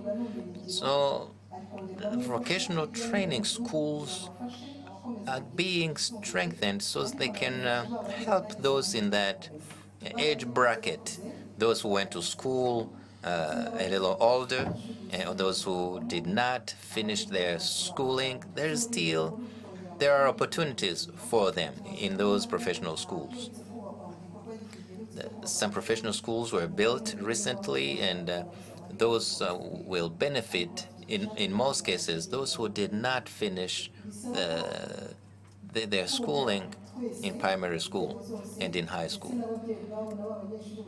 Everyone, especially the parents, need to play their role, so to encourage the children to go for that professional education. But we need to keep investing in to doing more to bring the students to school and on time. And when we talk about all of this, infrastructure, but we need to talk about quality of education, which people talk about very often. So we need to improve our teaching methods. The teachers need to keep going through training. We have introduced competence-based education. That same improvement needs to go all the way to universities. So the social well-being needs to match our education as we go towards our 2050 vision. Now, Honorable Minister, will that solve the 3% that was mentioned, which comes from 0.5? Because you see some people, they tell you, I have my degree. There are 3 people, they have their degrees. Believe me. And on the job market, it doesn't always help. Not all those with the degrees have a job. So what will we do to make sure that those graduates get jobs? Thank you, Mr. President. We need to, like I said, we need to change our teaching system. And we need to keep in mind the job market and the problems in the country in general. The University of Rwanda is improving its teaching methods, keeping in mind the quality of education to make sure that they meet the job market demands. And we are doing more to collaborate with the private sector. You can learn from a school, you can learn from a factory. So we're trying to move in that direction as well. The country is also trying to find partners to improve our quality of education, including international universities who have opened in Rwanda. And this means that we need to keep in mind social well-being with the kind of education we give our students, so we can attract more students and also increase where they learn from. Of course, we have a low number of universities they cannot accommodate everyone who leave high school. We have the Minister of State in the Ministry of Agriculture. Yes, Mr. President.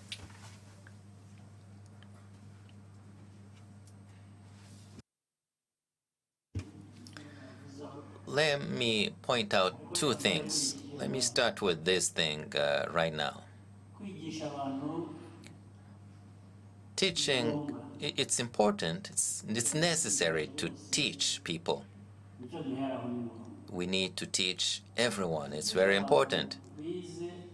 And if you have educated people who are jobless, it's a problem.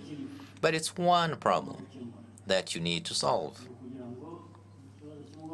So the problem you need to solve is to match knowledge with jobs. That's the problem you need to solve. But to have uneducated people and who are unemployed, you have two problems now. The problem is that they are not educated. That's one problem. The second problem, and it's difficult to get them jobs. So you have two problems: education and jobs. So we are teaching people, but as you teach them, you keep in mind how the knowledge you give them meets the job market. It doesn't mean that every educated person will get a job. Sometimes it's not necessary, but to give them a job. But because when you're educated, you can create a job. But if you're not educated, it's harder to create a job. So if we want to solve that problem, we should keep in mind that the first and foremost is to study, study, study. And at the same time, we keep in mind how we match knowledge and the job market. But if we keep having people dropping out of school, then it's a problem that is multiplying manifold. We need to solve that. And the second thing I want to talk about, you've talked about those who don't go to school, those who drop out. The minister talked about the families, the parents, and their role. That's true. And then she said the rest is up to everyone to play their part. Everyone, I think it's a way of simplifying things. It's not very clear. If you talk about parents, families, that's clear. And what's next now? The leaders, the local administration. In these grassroots entities, what do? How come they don't follow up on it? And this needs to be very clear. You have the parents on one side and you have the leaders. And apart from the schools and the issues in schools, the teachers and what's done to make sure that teachers get what they need to do their job, that's important too. But and that's why you have leaders. The leaders are there to keep an eye open to see if things are being done the right way or coordinated as they should. The leaders who are seated here, every leader needs to follow up on these things. That's what I was talking about earlier. A leader in a district, the leadership in the district, what do? What's their mission? They are there to ensure that there's security in the district, that the citizens tend to what they should be tending to, do what they should be doing in terms of health, education, agriculture, so people can have food security. That's why the leadership is there, making sure you're monitoring that this is being done, what's lacking, and and the means, if there are the means are available to do what should be being done. So as you're discussing, that's not just saying that it's a problem and then we remain in generalities. Let's assign responsibilities where they belong. That's what I wanted to add. Thank you, Your Excellency, the President of the Republic. When we come back to the education issues, and also with the Ministry of Governance, we will keep that in mind. You know, the schools are always there, but it's the people who sometimes drop out. We also have the Minister of State in the Ministry of Agriculture. We have 13 million and more than 200,000 Rwandans, and there are many other people in Rwanda as well. I'm saying that they are not fasting. Even those who go on an empty stomach at night, they need food. What are the strategies? What are the policies to help the people so nobody goes hungry? Thank you, Mr. President, for this opportunity to talk about these statistics. In addition to the number of the population, we have about 2 million households. That is 69% of the population are in agriculture. But it's good news to us in the agriculture sector, because over the last 10 years, those households were 90%. Those with jobs in the agriculture were 70. So it's good news to you. There were 90% who were farming. Now it's 53% in agriculture. How is that good news? But it's good news because it's a sign that the country is developing. There is economic transformation on the trajectory of every nation. The people leave agriculture, go into services and industry. So Rwanda is on a good development trajectory. It doesn't mean that agriculture production is decreasing. The Prime Minister said it. Irrigation in the last 6 years, for instance, we've multiplied arable land by 2, from 40,000 to 70,000. Those using fertilizers have increased. They have improved seeds, and that allowed land consolidation to be possible and resulted into more and better production. If you farm better and you make more money, then you pay school fees for your children. And then if they go to school, if they're educated, then they go into other sectors, industry and services.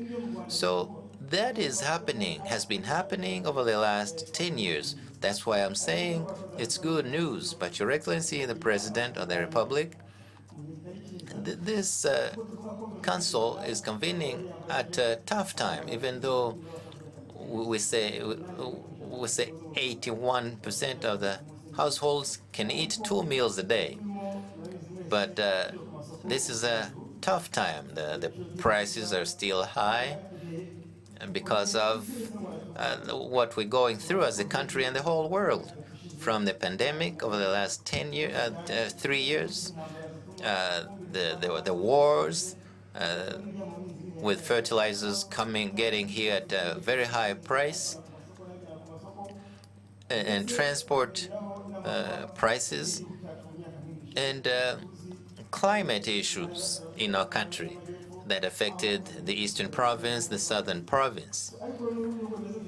In spite of all that, we were staying the course with our strategies. The Ministry of Agriculture is still working hard and we are streamlining our strategies and our activities. So our strategies, we have about 6 things that allow Rwandans in the agriculture sector to eat. And the first thing is to increase irrigation and terraces.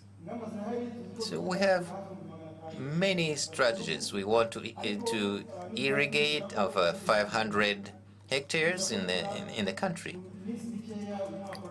And by the end of the year, we will increase the area of arable land with the Gabiro project, for instance, with about 600 hectares. We have another project with CEDART.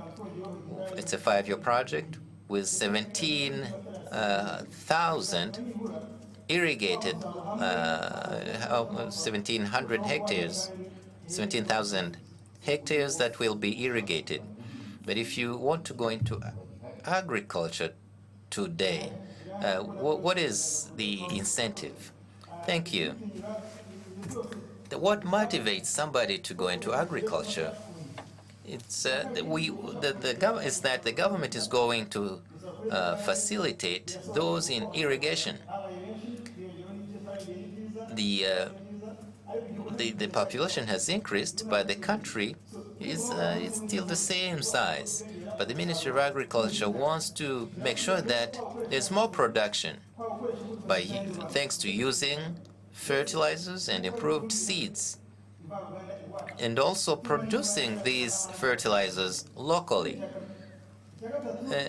And third, we want to protect and to make sure that our crops is well stored. So we want to have industries that transform crops. You've seen what happened recently when there was an accident in one of the warehouses, and we also want to improve our standards. Was that an accident because there was a lot of production, or there was more production, but it wasn't built according to standards? So we're going to improve the standards in that warehousing and in those infrastructures used by the population. We're going to collaborate with the farmers and the markets, so the producers have a place where they can sell their product at a good price. We want to change agriculture and animal husbandry.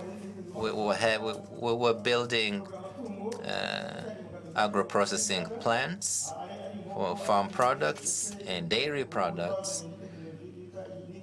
We have there's animals eat corn and people eat corn, so we need to have enough production for those animals as well, and people have to live. So we're doing that concurrently. And the third thing we want to do is to work closely with farmers, producers, and together with the Ministry of Local Government, we need to collaborate to be closer to the farmers, because sometimes we remain at the central level. So we need to do more in rotating crops and using the fertilizers in the right way. We need to do that to make sure that there is food production. And lastly, and not least, is loans that go to agriculture and insurance as well. Your Excellency, loans that go to farmers has remained below 5%. Nobody wants to give them money. And this is a sector that is necessary, that feeds the 13 million people, Rwandans. So we need to, as government, we need to use those loans and to show that there's an 8% interest loan. starting this year, people can go and get loans from banks at 8% interest rate. And if that works out, our partners will also invest in agriculture, so people will get capital. Second thing is insurance. And the government contributes 40%, and the farmer contributes 60%. We've started with 7 crops: beans, corn, Irish potatoes, cassava. So you can get insurance for those crops. We partner with Bekai Insurance, Radiant, Old Mutual, and others. So there are companies that are ready to invest in that. And the government helps you with 40%. So we want the government, we want people to get involved in it. If your animals die and they are not insured, then it's a loss. So it could be rice or another crop. So Rwandans need to understand that we're getting involved in this, providing insurance. So the President of the Republic was saying this: I don't want to hear any government money going where they caused loss for themselves. Now you're saying that the banks are lagging behind in giving loans to these farmers. So is the government going to invest in it? So what do you tell the government so that they don't feel they're going to lose? Thank you very much, Excellency President of the Republic. His Excellency has advised us to follow through and check when it comes to the work that we do. We believe in this. We believe and we will follow through. And as long as we have the insurance is a support, it's a pillar. So when we have insurance, it ensures that we don't have losses in agriculture. So we are here to know that the infrastructures are built around this. So you go ahead and help us and help others work better. As they are clapping their hands, if they are convinced, that's good. We are with the Permanent Secretary. We know that you are asked so much. It's a biblical principle. When you've been given a lot, you're asked a lot. So what do you have to say about helping people coming from the dark database, having access to electricity, having access to these things? The 60%, how does that translate into what we're talking about? Thank you, Your Excellency, President of the Republic, for the time that you've given us. We are to say that this has been a good journey from where we're coming from to where we are. Statistics show that we have improved in infrastructure, but the first example I could use is this site, a meeting like this where we are seated. We saw the first meeting, we were young. We were young when the first Umushyikirano meeting took place. So for us to be here today, it is evident that there's been a lot of steps forward, but it's been a long journey, and it's still a long journey. And the best way to demonstrate this is to show that every development is based on every household and every person. And if you may, I would like to use the example of 300 households in Karangazi that we gave access to electricity. These 300 families, besides having access to electricity, they got so many opportunities, limitless opportunities, possibilities, helping their families, their children. And we would like to thank Your Excellency, President of the Republic, for giving us the direction of this. Another tangible example that we can use is what you've said, Mr. Barore, is that Rwanda in Africa, this direction that we have, the goals we have set for ourselves will take us forward. As we were saying that we need to come from the dark database, it has been evident through the numbers that in the last 20 years we were at 5%, and it has multiplied to 12%. And this is not a small thing. Though the journey towards 100% is still ongoing, but we will be able to do it because of what our past shows us. Coming from December 2020, all sectors, as there are 416 in the country, have access to electricity, and we're working hard to ensure that it goes to the village level. So when electricity comes, we see that Rwandans develop, they can create work for themselves. Children have access to better facilities at school. And again, this shows through the roads that have been built, the electricity on the roads. Almost all roads have electricity. We have electricity on all the big roads. And this is measured even when they measure electricity on a continent. This is done via the satellite, and Rwanda is not entirely dark. Another thing we would like to describe to demonstrate the development is saying all districts, as His Excellency has said, all districts are interconnected to Kigali, and they're also connected between themselves. Let me give quick examples. We have done roads of 400,000 in the last 10 years. 400,000 kilometers of roads have been given tarmac. They've been built with tarmac. And after Namibia and South Africa were next, and this was demonstrated by the World Economic Forum, which was done. A report done. This shows that the strides we have made, though they are long, we still have a lot of work to do.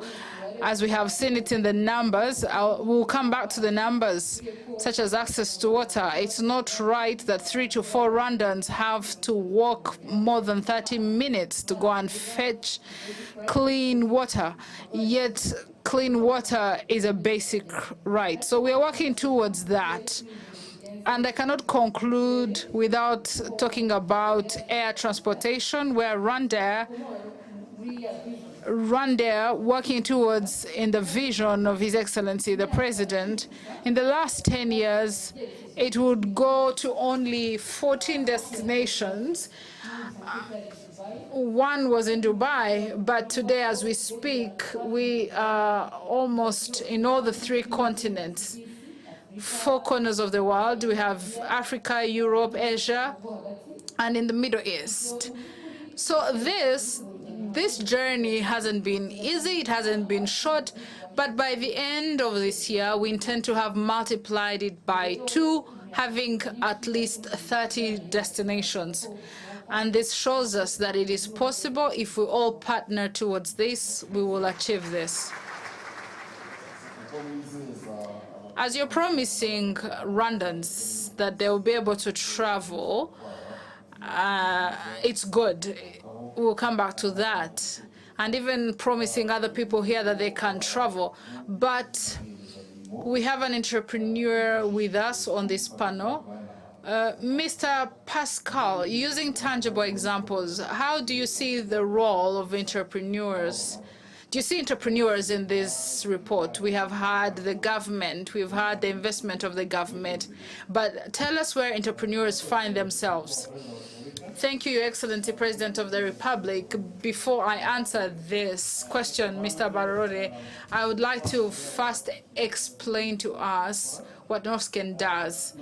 Norsken is a company that I represent here in Kigali. It is where former Col Belge was. We're investing around 20 billion Rwandan francs in building the infrastructure to help the youth to have a place where they can work from, a place that is accessible. And today, as we speak, around 1,200 youth are working at Norsken.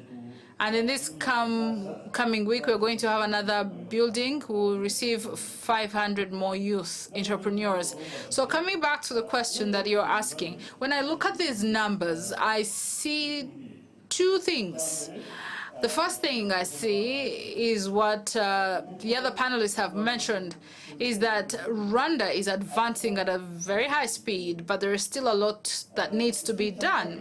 Another thing that I want to focus on is that when I see where we're still struggling or where we still need to work, I remember of many young people who have innovations that can help our country to actually fill the gaps that we are looking at in our statistics. Let me use tangible examples. When we look at education, I can give you an example of Smart Class. They were showing us their solution on how it can help with the numbers of teachers in the education sector or teachers who need more empowerment. There's another thing that has come back through these discussions. Those who go to school, when they leave school, do they give the results that are needed on the marketplace? I can give you another example of a company called Bag Innovation, which trains graduates gaining experience from companies, not learning from books, but gaining experience from companies that are here. Let me give you a company called Food Bundles. Food Bundles can help with post-harvest. When we look at the harvest, does the harvest get to the people? Do we have losses in this value chain? How does the harvest reach the plate of the 13 million? I mean, there are so many examples, such as Fixer. There are so many examples where, for example, Fixer helping SMEs and other companies, big companies, and helping these companies manage their staffs, paying them their daily wages. How do they do it? Fixer has a platform. It's a technological application. When you have a company that needs to hire staff members, you fill their details in the platform, and then this platform helps you monitor how you pay them, how you pay for their pension. So before they get the experience that we want, we give them this experience, we train them, we coach them, especially those who didn't manage to graduate from, university. So it's not just that. Those are a few examples I've given. There are other examples in health, in agriculture, in climate, environment, and other examples. But Your Excellency, President of the Republic, for these innovations to help us reach the development that we want to reach, there needs to be a close partnership between these youth entrepreneurs and the institutions here. Let me give an example, Your Excellency, President of the Republic. When we look at last year, startups, the startup companies we had last year, they had an investment of around 10 billion Rwandan francs coming from Rwandan business owners and other foreign investors. When we look at the projects in Norsken only, almost 7.5 billion has been invested in these youth projects, youth work. So the youth are still young, but in their minds, they can. They have the will. They want to partner with the institutions, with government institutions. So, Your Excellency, President of the Republic, let's give them an opportunity. I cannot close this intervention without speaking to the private sector. Yes. When we hear these numbers, So what assignment do we take from this? It is very crucial that when we hear leaders telling us the numbers, we as the private sector need to understand that we have duties from this. Let me speak to the youth. Let's focus, because every challenge we have seen, it's an opportunity to solve a problem, to create work for ourselves, create future opportunities for our nation. Thank you, President of the Republic. You have said the youth. The youth, he has used a slang that says, stop making donuts or stop enjoying donuts. So the youth should focus, basically, and stop playing with the time and the opportunities they've been given. Your Excellency, President of the Republic, I'll start with the Permanent Secretary from the Ministry of Agriculture. We have seen numbers. You have told us what the government will invest in, but let's look at the farmer. Even though they might have low numbers, but what is being done, working with the Ministry of Education and other ministries to empower them? Thank you, Excellency, President of the Republic. For us to see a farmer who is equipped and empowered, it requires us three things. The first, we want to see the role, the choices made by the farmers themselves. They have to choose to do farming, to do agriculture, to do it professionally, to choose the right land, to choose the right seeds, to choose the right investments to make. I think the President, His Excellency, the President has mentioned this. When we look at farmers today, we will see farmers cultivate and harvest, but His Excellency has also mentioned something about these schemes. People say that we will invest in agriculture, but, it was mentioned, such as, chia seeds. Others wanted to do with hens and making multiplications of the investments they've done. But, for example, chia seeds, the Ministry of Agriculture supports people to actually cultivate chia seeds, to engage in farming, animal rearing. We support this. There is a need on the market, but the question is, where are you putting your investment? Where are you putting your money? How sure is it? Is it a place that is allowed? I wanted to ask, how were they cultivating? They were cultivating virtually? Was it done online? I mean, well, there's some who were cultivating virtually, where they would say, I'll give money, you cultivate for me, then you bring me the money that you've made. Well, we're telling Rwandans to not be fooled by these kinds of businesses. What choices are Rwandans making? What choices are farmers making? Let me ask, Honorable Permanent Secretary, do we have the educational infrastructure for farmers to educate them as they work in this? The second reason is that the youth that are educated in agriculture to engage in agricultural business. We have seen numbers of youth coming into this business. We're seeing innovation. We are seeing mechanization. Others are engaged in fruit produce. I mean, the youth is in agriculture, but we're asking for more. And this is what the government can do. Education, vocational schools, where, as the minister was saying, if those schools that will be built in every sector, there should be a branch of agriculture, knowledge. We don't want people in Nyagatare, where they live with a lot of cows, engaging in carpentry. It's absurd. We want vocational courses that also focus on agriculture, modern agricultural farming.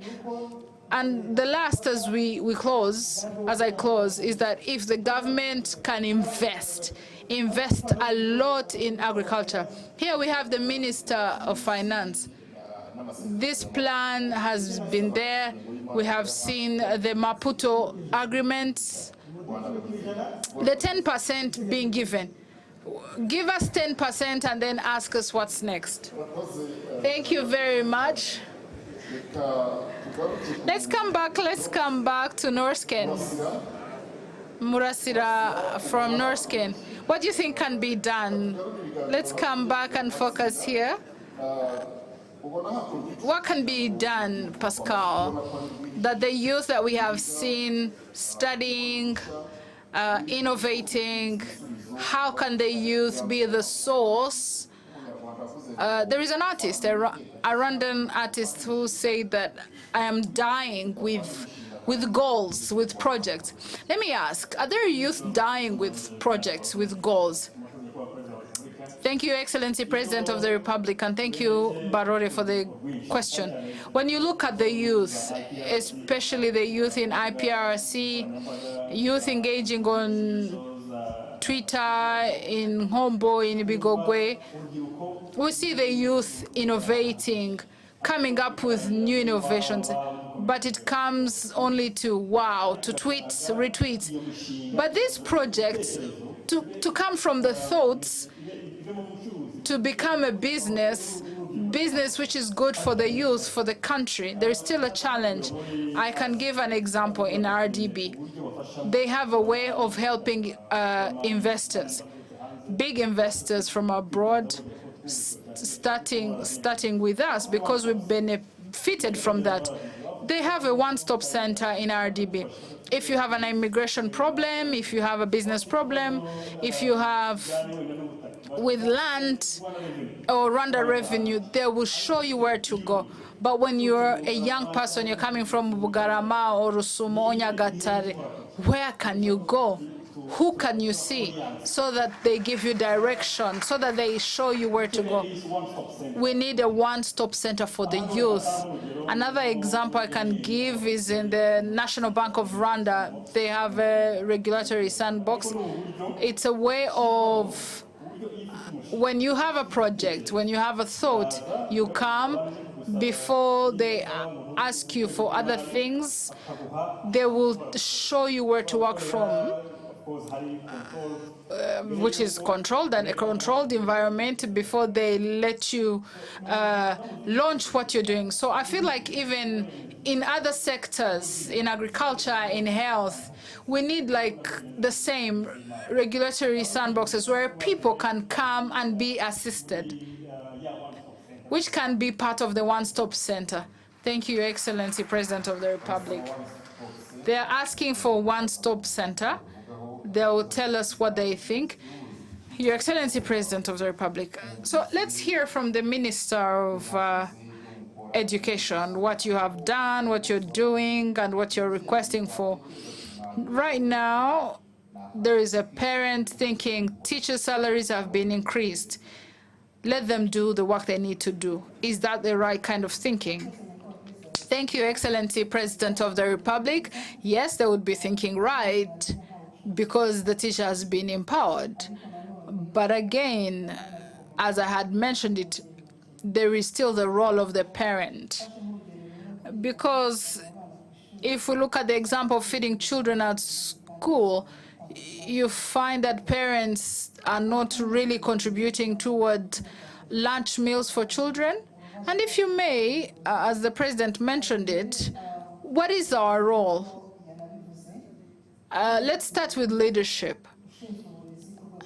There is a staff member in charge of education and schools at every sector. When it comes to the district, there are more than 3 staff members and a 4th monitoring staff. As you reach the national level, we have different levels of people who are overseeing and monitor these schools. we have no excuse if everyone was playing their role. And I'm talking about local government leaders, I'm talking about everyone, every stakeholder. I mean, going down even to the village level, we have people representing the youth, representing women, representing cells. We have no excuse for not knowing children who don't go to school, why they don't go to school, and even work towards solving that problem. Your Excellency, President of the Republic, the institutions are there, leaders are there, but everyone should go back and see if they're doing what they have to do.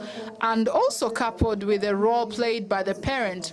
Because, Your Excellency, President of the Republic, when we look at the investment done in education, the budget that goes to education is 20% to the 20% that goes to the education sector. If we don't see the people who are beneficiaries for these infrastructures, for this support, then it becomes a problem. Because some children don't know where schools are. So even what is being sent to the school to help them, they'll not have access to it. So everyone, in every level, if they play their role, as I've told it, a parent gives us their child, we ask ourselves if the children are getting the education they need to get. Those in the sectors have visited, they have inspected, they know how the schools are doing, because sometimes we have different numbers. Then this goes up a notch when you look at the sector level. Are the schools monitored? Are the schools inspected? Because we have volunteers, we have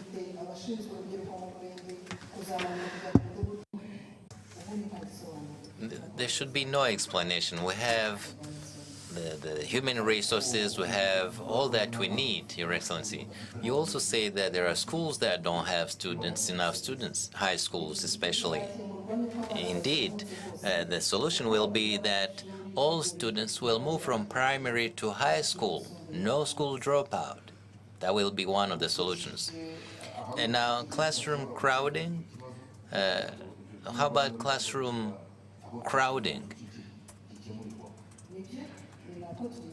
That's correct. We are improving our teaching methods. So we will have a classroom with 10 students and another classroom with 10 students. Maybe they should come together in one classroom because the subjects are sometimes similar.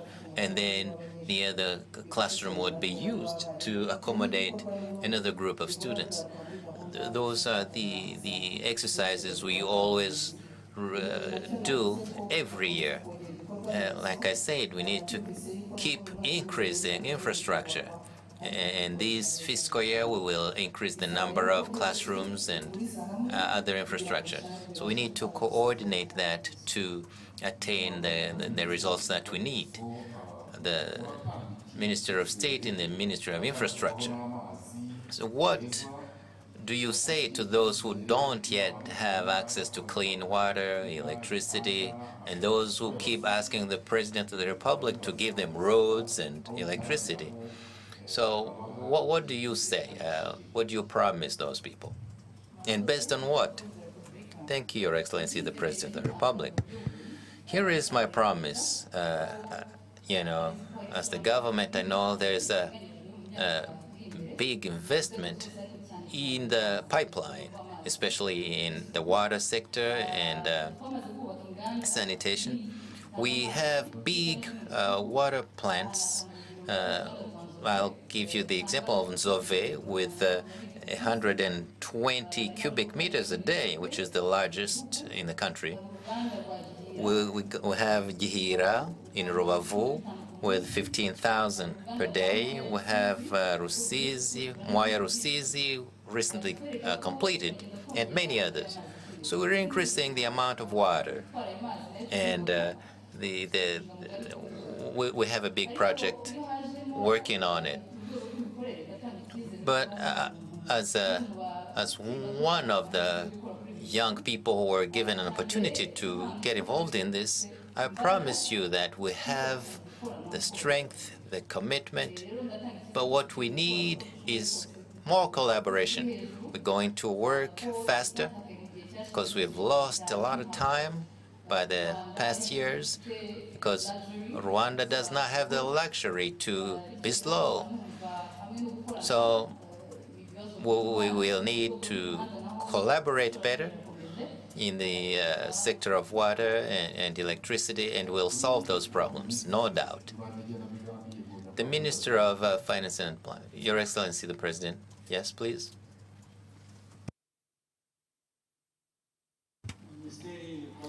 The Ministry of Infrastructure is one of the ministries with this problem I've been talking about, but like we see elsewhere, not monitoring what's going on, not following up on the activities. It's been characteristic of that ministry for many years.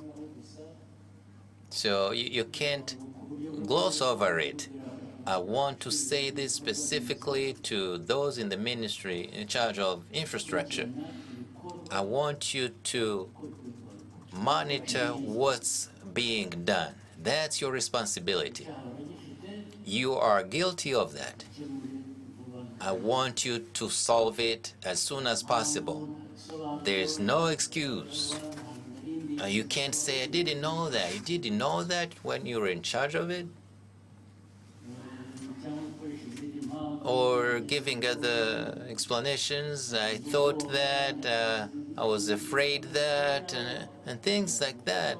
You're afraid of pursuing those you should be pursuing for good reason.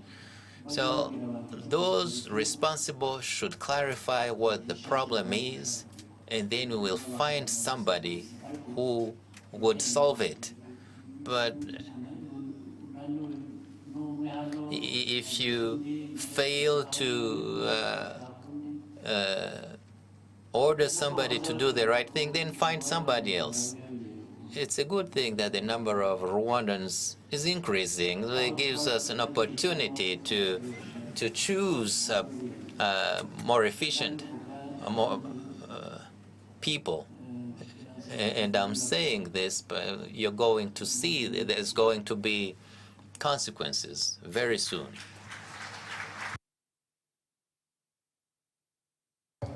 Thank you, Your Excellency, the President of the Republic. And that's very important. You say that they are guilty of that. There's the law. We have archbishops here. Then you will need to repent. Some of you will need to repent. Honorable Minister of Finance and Economic Planning, so 13 million people who are going to leave. It touches on the Bible when they say that a human being will live 70 to 80 years. So what does it mean for Rwandans, especially in the Ministry of Finance and Economic Planning? Director General Murangwa has given us the statistics. What does that mean in the planning for the future? Thank you, Your Excellency, the President of the Republic. The results from that census shows us where we've performed and where we need to focus going forward in the country's planning and the allocation of our budget. It also shows us where we need to encourage our partners to increase their role in both in the private sector, international partners, and there are three areas. One, the number of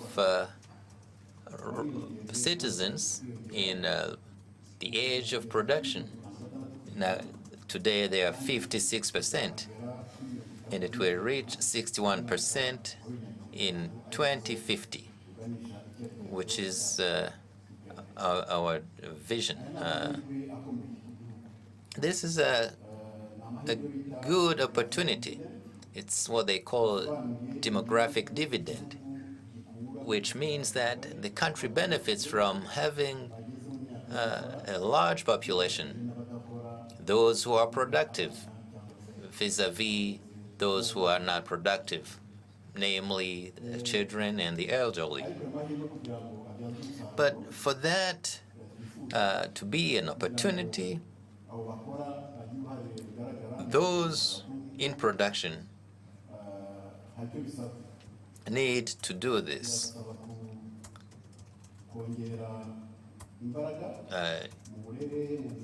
We need to invest more in education, in feeding our children, students from early childhood centers all the way to university, for that force to be really productive in developing the country's economy.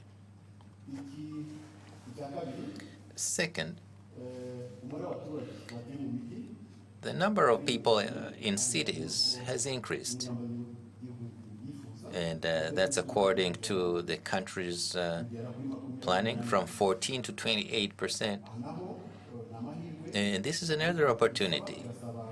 But what it means is that we need to do more in developing our countries, our cities, the capital city and secondary cities, with the master plans and more infrastructure in cities, and increasing job creation, job-creating activities. And that increase in the number of people in cities means that there is a market for agriculture, for agricultural products. So the harvest is, the farmers have where to sell their harvest. And three, we've been talking about infrastructure, namely water and electricity. We've done a lot, but there's still a lot to do. So we need to do more through the existing projects and have more, so we can make sure that 100% of the population have clean water and electricity as per the National Strategy of Transformation. I thank you, Mr. President. Thank you, and I thank all the panelists, Your Excellency, the President of the Republic. I want to let the MC take it from here, so we can take ideas and comments from other people. Thank you very much. We thank the panelists. Now it's time to have questions and comments. We will have comments and questions from people in this room, and those from different sites, and those following through social media. Please introduce yourselves and go straight to the point.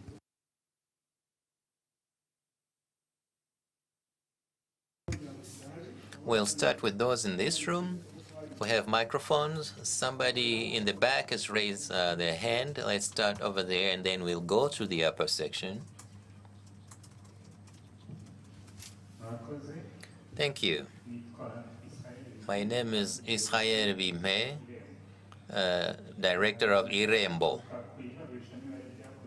Let me talk about the statistics and the results from the census. One thing they didn't mention is that these statistics has used technology, and the results went public in a very few months, and we started implementing what was necessary. Now, talking about technology, after 2012, we decided to use technology in developing our country. In 2014, IREMBO was created to facilitate access to government services. So the people could access those services without queuing the line different offices and banks, and everything is now done more easily thanks to Irembo. More than 100 services, including civil registry, with other governance services as well. Last year, Irembo office reached 20 different services, and today we give more than 20,000 services. And this is possible because of what was invested in technology institutions and companies with more internet, better internet, smartphones, and everything is done through the internet and mobile money and digital banking.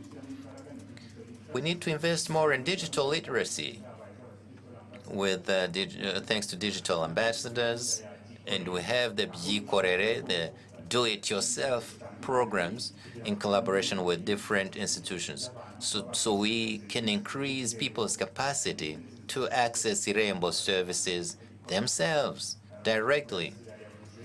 Murasira has mentioned different technologies at Norskin, and people will have access to that. So I also want to mention our partners. We have more than 5,000 agents in different corners of the country. They're doing different types of businesses based on technology.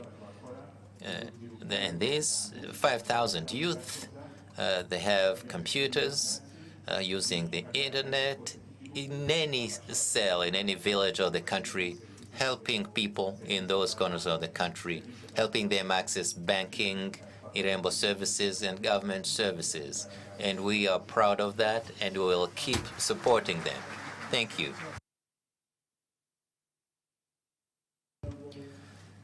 Go ahead, somebody in the upper section, someone who's raised a hand.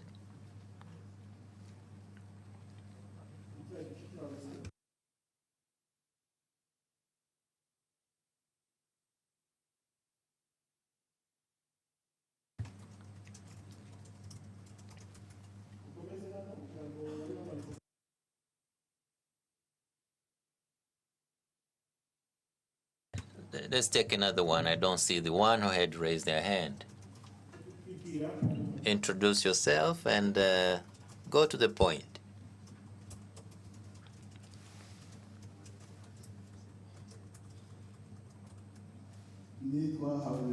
My name is Habarure Malois from Belgium. I thank the President of the Republic who has invited me to this Umushyikirano Council.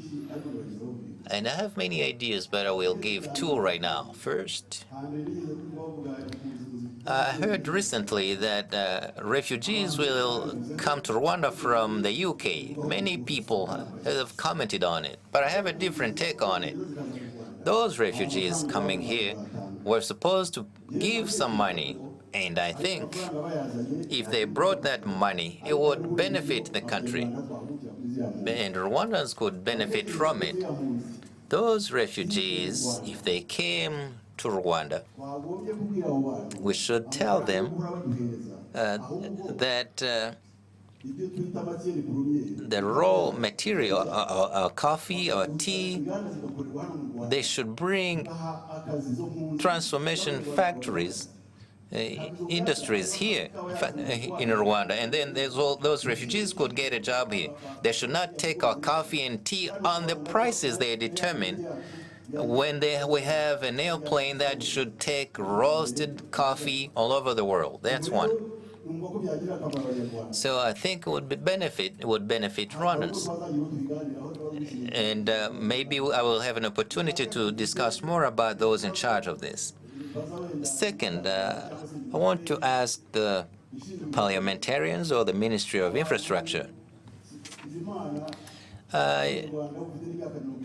I'm 72. You've been talking about 69. I'm 72 years old. So there are many people who often tell me, I'm in Nyabugogo. I've been there for the last 3 hours waiting for a bus.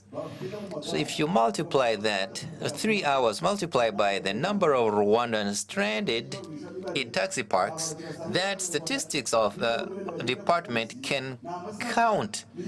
So it's 3 million hours a day.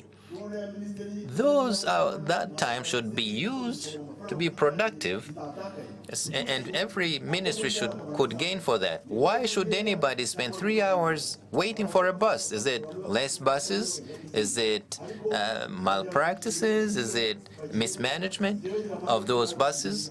I'm lucky I don't travel by bus, but I often go to Nyabugogo to pick up the people who couldn't travel otherwise. Thank you. Let's go to different sites. 2 ideas per site, and then we'll come back to the panel.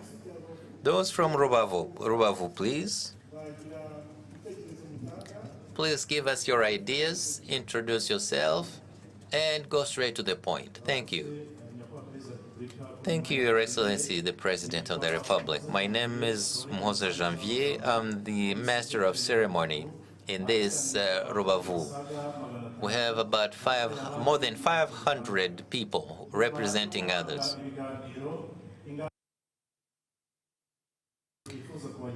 We have some ideas. If you allow us, Your Excellency, we're going to welcome those with different comments and questions. Please raise your hand and give your ideas. Thank you. Let's start from up here. Let's give the floor to this man in a suit.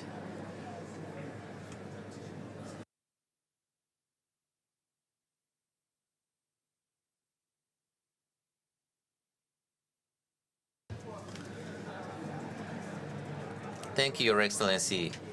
My name is Naumvuche Theonest from Chanzargwe sector. Your Excellency, I want to give thanks for the security we enjoy. There's nothing you can do without security. We have in Mugeshi, Busasamana, Chanzargwe, and Rubavu, those sectors are at the border with the Congo. And in my sector, Chanzargwe, it was once invaded on many occasions by insurgents. Today we have security, now we can farm, we've been very productive, our students go to school. Your Excellency, the President of the Republic, we thank you for that security.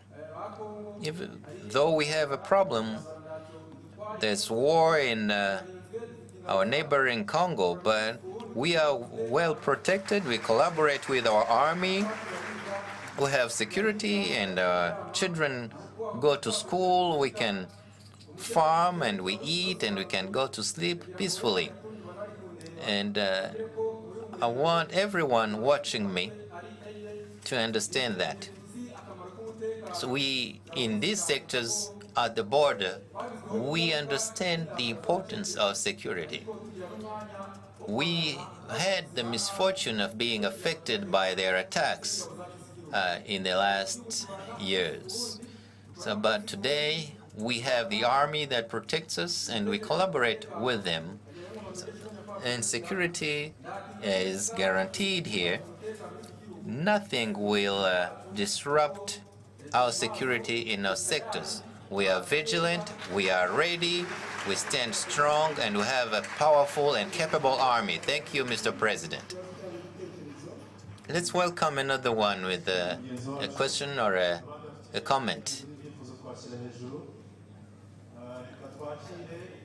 Let's welcome this lady wearing a rosary. So if there is more time, we will give you an opportunity.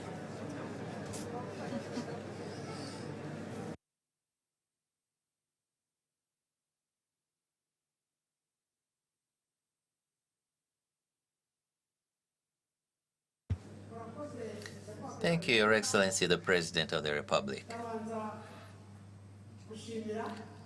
First of all, my name is Byukusenge Petronira from Busasamana sector. I thank the President of the Republic for the development he has helped us achieve in our sector. There are many examples. I can't say them all. But let me say that at Busasamana Health Center, we don't have enough capacity to help expecting mothers, pregnant mothers. We would love for that center to have maternity services and dental services. Your Excellency, the President of the Republic, please give us doctors who could provide us with those services at Busasamana Health Center. That health sector serves Mudende, Busasamana, and Cyanzarwe residents. From Busasamana Health Center to Gisenyi Hospital, it's a little ways. So we want those doctors to help us so we can access those services at the health center.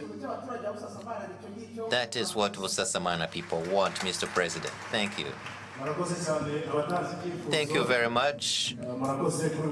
Thank you for the time, Mr. President.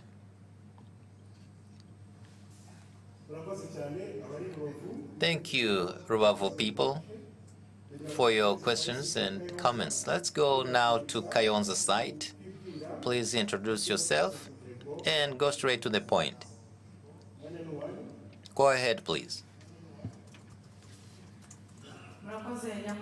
Thank you, Your Excellency, the President of the Republic, for this opportunity to moderate this conversation here. My name is Batamuriza Rose from Kayonza District. Your Excellency, the President of the Republic, we have representatives of residents of Kayonza District. Your Excellency, if you allow us, we will take a few questions and comments. Thank you.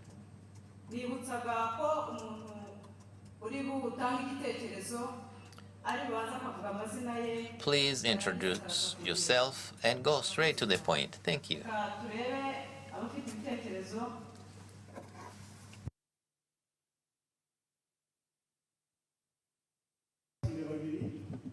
A little faster, please.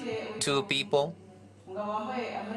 This gentleman here wearing eyeglasses. Thank you, Your Excellency, the President of the Republic. My name is Haj Ismail Rurangirwa from Rwinkhwavu sector. I'm here to give thanks. I'm a farmer of fruits, mango, oranges, and avocado. But we are grateful for this tarmac road from Rwinkhwavu to Akagera National Park. We're grateful.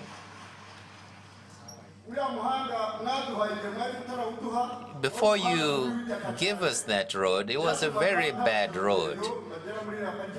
No tourists came this way, and while it is shorter when you want to visit the Akagera National Park, Your Excellency, the President of the Republic, once we got that road, the number of tourists have increased. Security forces are present, ensuring that there's security for those coming in and out.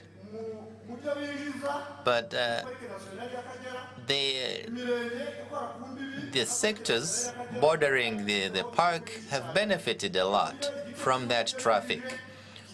Part of what is the money that the tourists pay goes back to the communities, especially in Rwinkhwavu. They support fisheries and butcheries, and many good hotels have started opening close to the national park. So people get people have good food now, and there's less malnutrition. So that's why we thank you, Mr. President.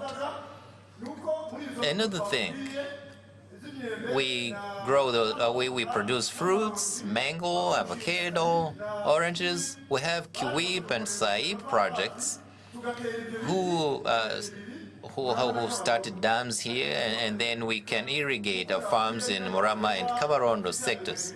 If you look at Minagri tweeters, you will see me.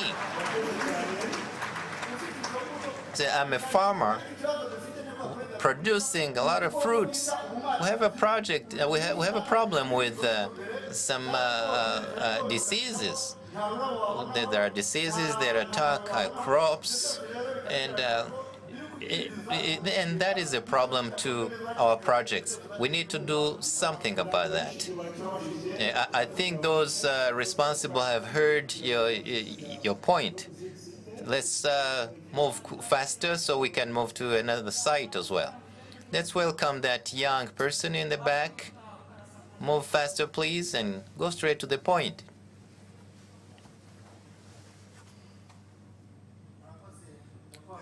Thank you, Your Excellency, the President of the Republic. I thank you for this opportunity for Kayonza people. My name is Gilbert. I'm a young man. I'm a mobile money agent in Mukarange. After my high school,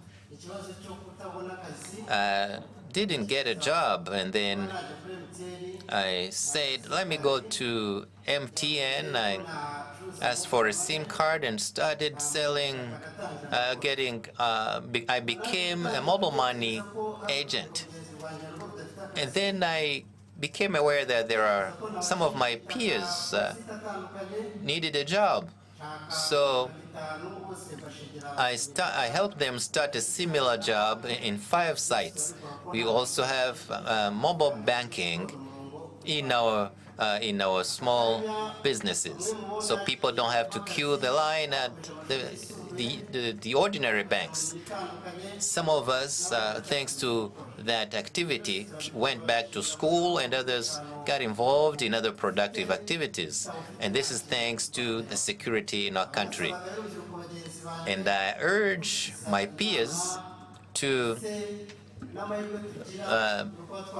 stay informed and take advantage of the existing opportunities and approach banks and then invest in working for themselves to develop themselves. Thank you, Your Excellency, the President of the Republic, for this opportunity. We're still here waiting for your advice, Mr. President. Thank you. Thank you very much, Your Excellency, President of the Republic. Let's take some questions, comments that came through social media. We have some on the screen. We have Frodouar Sikubgabo, who says, I think this dialogue, I love soccer, and we love what is happening with the stadiums being built, such as Amahoro Stadium, which is being renovated. Can FIFA contribute or invest so that we host the next World Cup?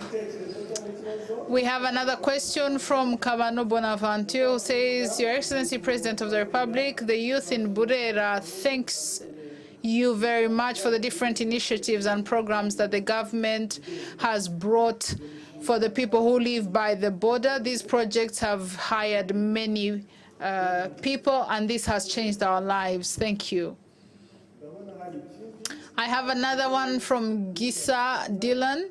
Your Excellency, President of the Republic, last time there is an issue that you gave direction on, which is to do with the transport of people. Until today, we haven't seen the progress on this issue. Can they tell us how this has come along? Another one is from Ismail, who asks, we have a problem to do with payment because of the banks that we work with, because today banks do not accept that we withdraw more than 5 million. They'll ask you to make a transfer, and transfers take 2 to 3 days so that the money gets to the account of the person you're sending it to. What is lacking that our banks could work as fast as mobile money? So those are some of the comments from social media. Let's go to other sites, those in Gicumbi. This is your time. Thank you, Your Excellency, President of the Republic. Thank you, Your Excellency. My name's Umushyikirano Theogene, and I am Intore from Gicumbi. I am the one who's going to moderate conversations on this site with 300 participants from the north.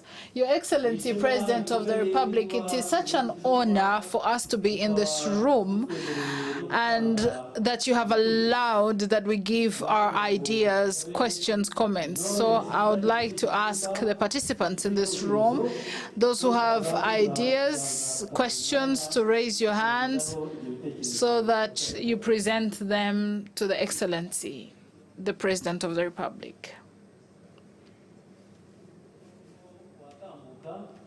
Please come forward.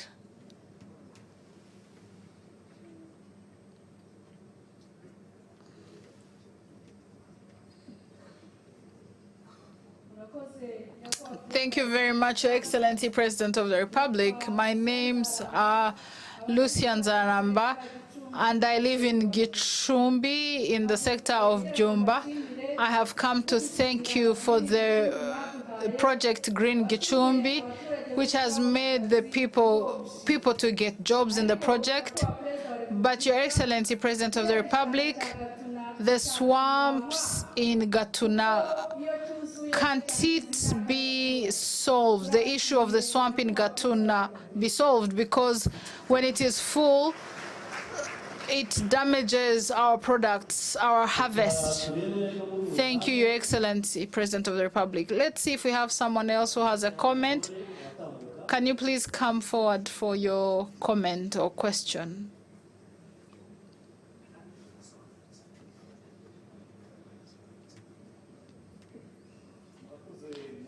Thank you very much, Your Excellency, President of the Republic. My name's Uzabakiriho Gervais, and I'm from Gicumbi. I'm a farmer by profession. Your Excellency, President of the Republic, we thank you for the Jirinha or One Cow program, which started in Gicumbi and carried on to other parts of the country. Your Excellency, President of the Republic, the problem that we have in this farming that we have is the issue of milk produce. We pay MCC, we take our milk to MCC, but they never pay us. They have not paid us more than 300 million Rwandan francs, which is around 300,000 US dollars. We're waiting for your assistance, Your Excellency, President of the Republic. Thank you, Your Excellency, President of the Republic, for the time you had given the people in Gicumbi. We are carrying on to the site in Gisagara.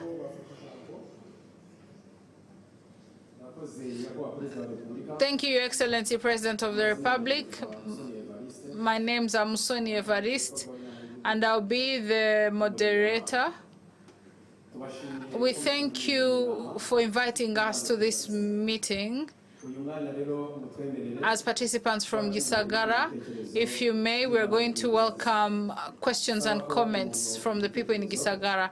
So anyone who has comments, please raise your hand, and then you will share with us what you would like to ask or the comment, and please go straight to the point. Let's ask this young man to come and give their idea or question. Thank you, Excellency President of the Republic. My name is Amunyankindi Abraham. I'm from Gisagara. Your Excellency, we thank you in the plan of education for all. Your Excellency President of the Republic, I'm educated and I am a university graduate, and that's because of your good leadership. Your Excellency, when I graduated, I didn't remain in the urban area. I went to Gisagara and I went to find a way to create work. Your Excellency, President of the Republic, I tried to get jobs.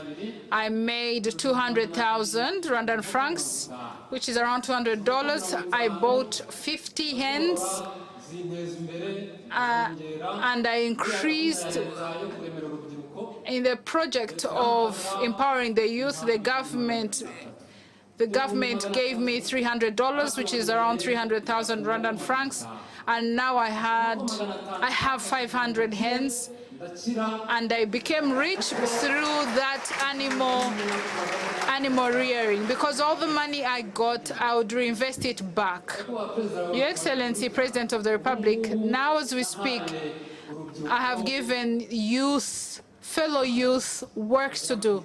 I have 9 staff members, and 5 of them I have bought motorbikes for them, and I have a car myself.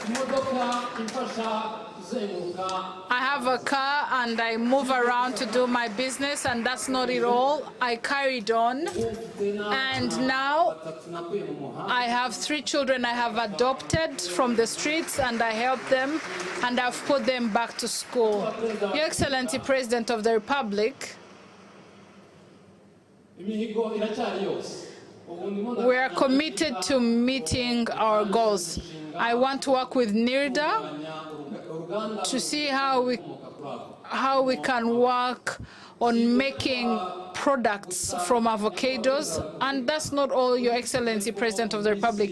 In the days to come, in 10 years to come, I want to be in the top 10 rich people in this country. Thank you very much, Your Excellency, President of the Republic. witeje imbere, twagira ngo n'ubundi twakire undi muntu umwe ufite igitekerezo nk'uko baduhaye ibitekerezo bibiri. Uriya mugabo ndi kubona, tambukana imbaduko uze utugeze igitekerezo cyawe. Murakoze.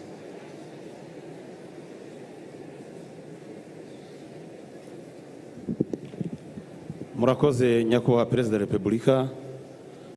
Thank you, Your Excellency, President of the Republic. My name's Jean Bosco. I come from Gisagara in Ndora. I'm standing here to thank you.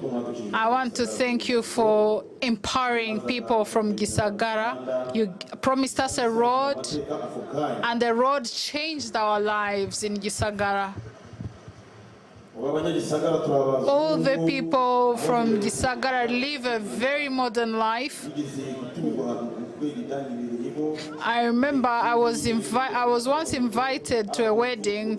Before we had the road, it would be such a dusty road to take, and by the time I reached the wedding, I had to dust myself. And I found young people who were from the road, and they looked at me and they said, MC, where are you coming from? We will not allow you to do anything in this wedding. But today this doesn't happen to us, people from Gisagara, people who used to dust themselves. Today we look good, we're clean, because we have a tarmac road. They don't ask me where I am from because of dust. So thank you very much, Your Excellency, President of the Republic.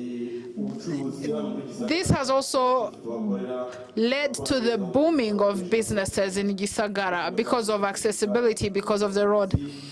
So thank you very much. But Your Excellency, President of the Republic, we have a challenge.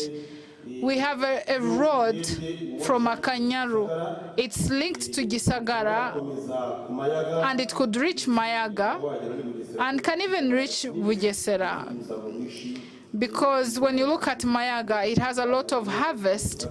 So if there was a road, it would even increase our economy. It would help us. Thank you very much, Your Excellency. Thank you very much, Your Excellency, President of the Republic. The people from Gisagara have sent their well wishes to you and that they love you. Thank you very much. We're now going to take comments from Belgium. We have a site in Belgium. This is your time. Thank you very much, Your Excellency, President of the Republic, for allowing us to speak here in Belgium. I'm called Nyinawase Purkeria. I'm a Rwandan living in Belgium, and I'll be the moderator today. This site has connected more than 150 Rwandans, those in Belgium, those from Germany, those from France, and those from the Netherlands. But we have some who couldn't make it because of different reasons, and they have asked that we communicate on their behalf. So if we could give our greetings to the Excellency President of the Republic.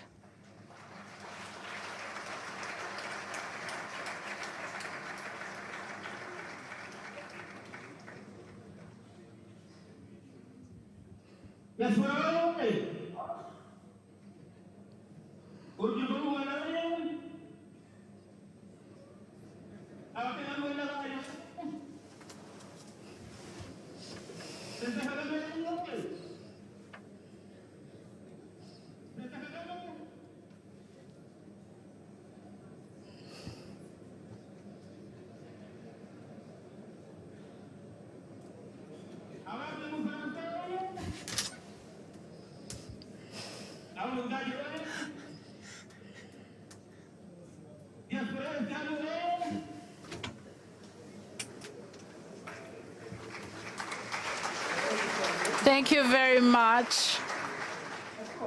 Your Excellency, President of the Republic, we are very happy and we thank you for inviting us to this meeting as the site from Europe, allowing us to contribute.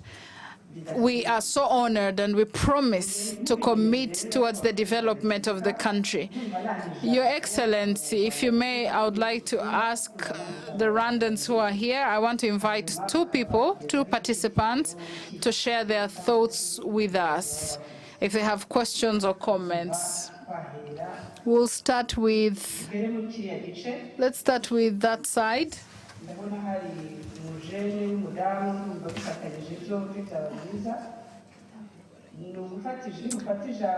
Please, when you are given the microphone, introduce yourself and ask straight to the point. Ask one question or one comment because we do not have enough time.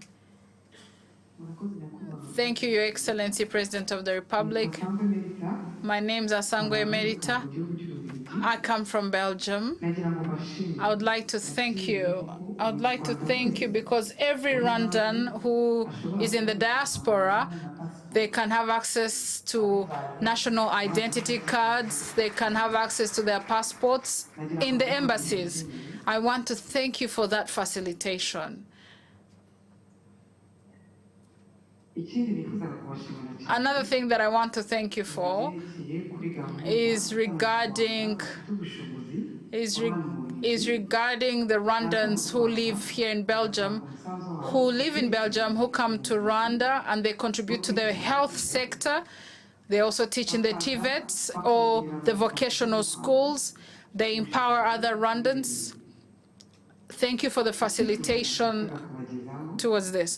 My request is that we continue with this program where the government of Rwanda can focus on this program where many Rwandans living in the diaspora can come and contribute in the different domains, not just in the vocational schools or in the health, but even other sectors across the country.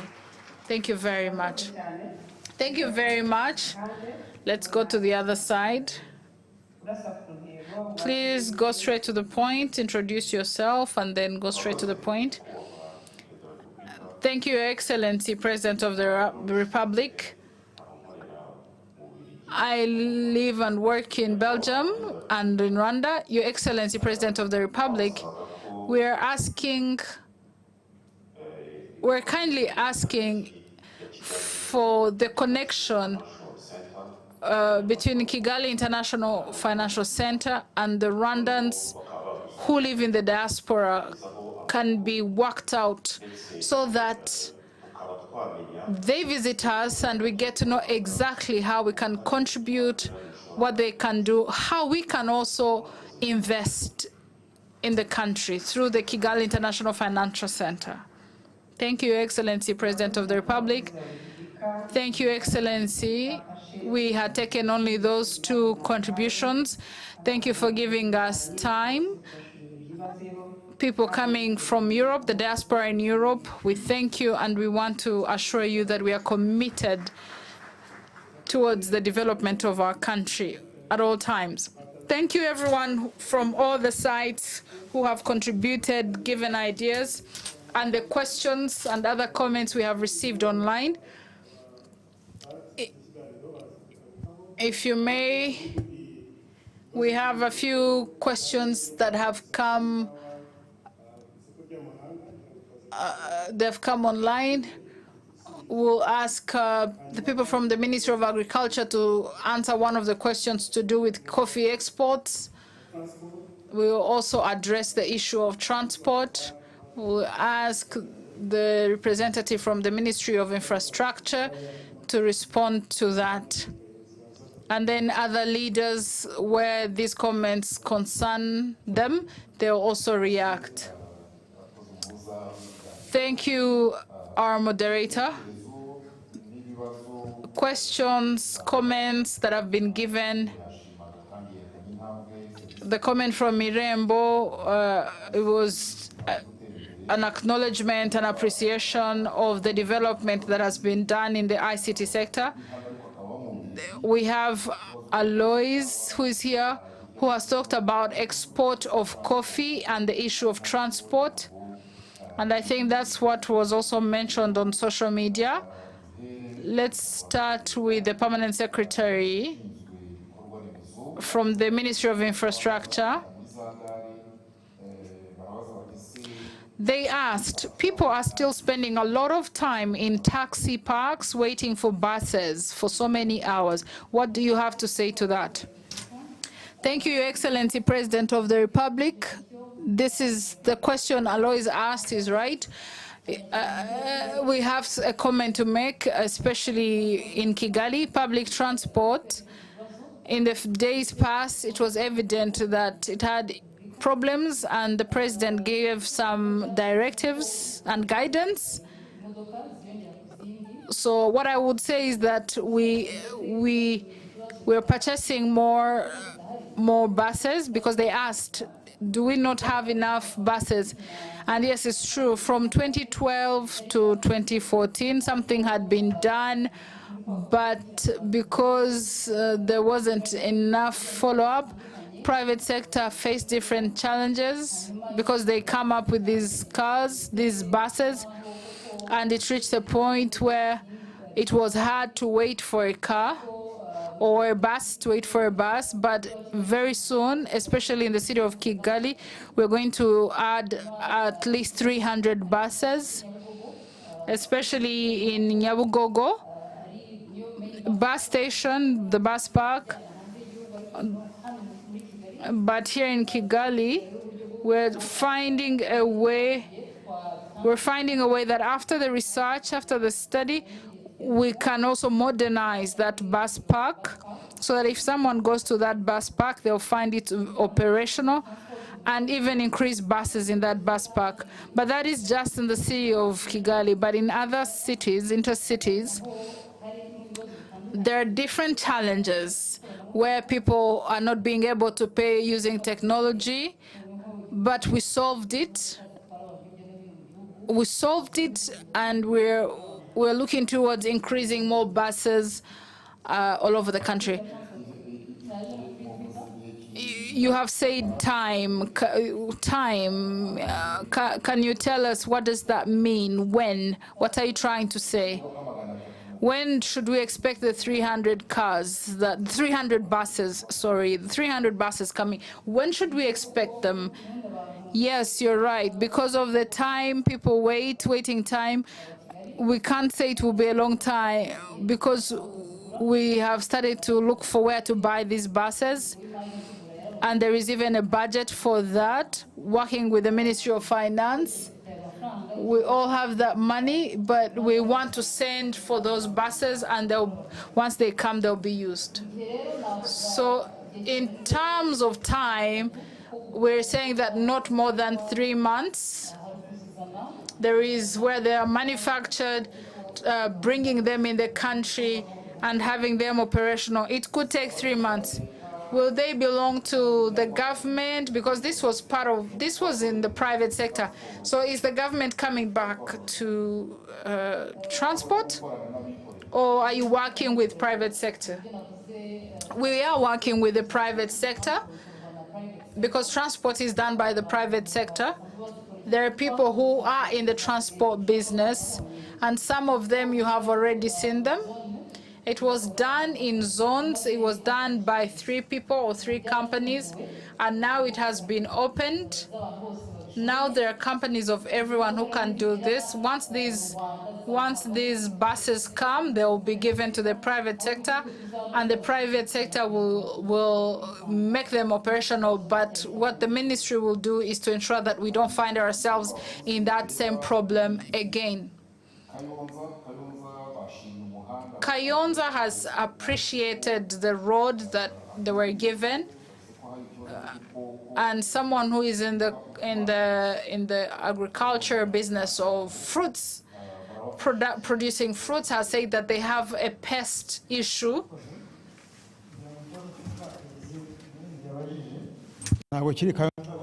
Thank you. This is a common problem. It's not specific to Kayonza. There's a disease attacking these fruit trees. Please give us at least 2 months, then we will solve the problem in a sustainable manner. We have different products that we are testing, that we want to introduce to address this in a sustainable manner. In 3 months, we will have fixed that. Somebody else mentioned Gatuna Valley.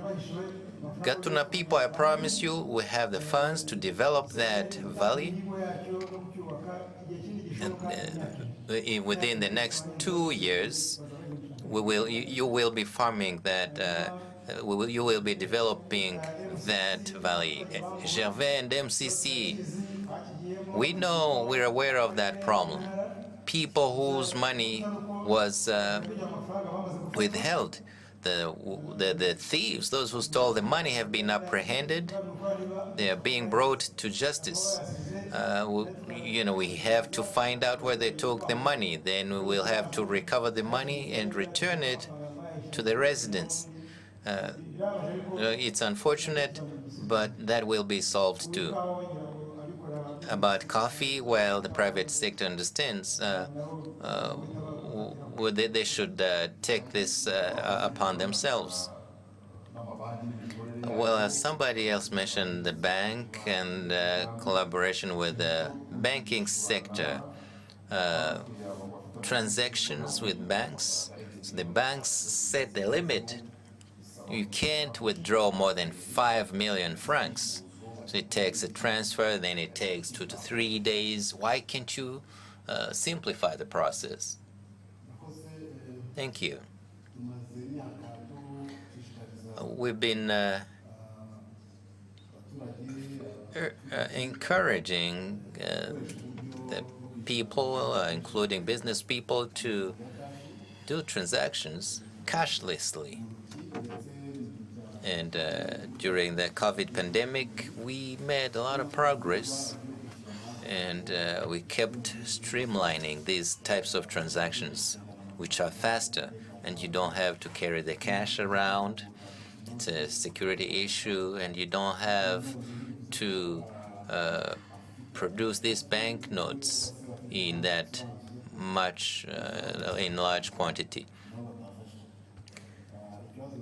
Now, the question that the person raised, that there is a limit of 5 million francs, even when they need more money, more cash, we will look into that. But we keep encouraging people to do their transactions without cash. But if it's the only way, they should be facilitated so they can conduct their transactions. Somebody from the diaspora in Belgium, I think that's Mr. Monderere, he said there should be better collaboration with Kigali Financial Cooperation, International Financial Cooperation. I thank him very much. It's a very good idea. We welcome that. We will do our best to reach them. We will have discussions with them virtually so we can explain how this international finance cooperation operates, where they fit in, and we will also be able to visit them physically to exchange about how they can participate in developing the finance sector in Rwanda. And I thank him very much for his ideas. I think the rest of ideas and comments were about the Ministry of Health. The MC can address that. There was another directed to the Foreign Ministry about experts within the diaspora having an opportunity to come and intervene and teach, or in other sectors as well. The Minister of Education could address that. Thank you, Your Excellency, the President of the Republic. There was a small project for a few years, but it was very productive. They used to come here and help with the IPRC and in the health sector. And the Prime Minister has said this, with BTEC and DEMTEC, we will need that support, that collaboration. And once the whole plan is in action, we will collaborate with them, because it's something that can be productive. We've seen this by the past. There was something that is related to the health sector. I think it's a question that came from Rubavu. And also, please ask the Ministry of Local Government about their collaboration in reducing dropout, school dropout. The Minister of Health can address that first. Thank you, Your Excellency, the President of the Republic. Busasamana Health Center is one of the busiest ones, and we have a plan to increase their capacity, including giving them a doctor or more equipment. It's a large number of health centers in remote areas far from hospitals. So I want to tell that individual that it's in the pipeline, and we will take care of it very shortly. And somebody talked about, well, those living abroad who want to support the health sector in Rwanda. They do come and help us, and we want to assure you that we will maintain that partnership, either in the health sector, in the education sector. We welcome them, and in collaboration with the Foreign Ministry, we want this to be something permanent, because they have that capacity. And those who want to return home and settle back at home, they are welcome. Thank you.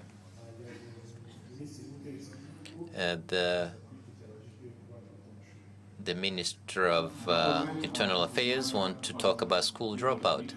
Thank you, Your Excellency. Just to complement what was said about school dropout. The Ministry of Internal Affairs is making sure that all programs are implemented at the grassroots level.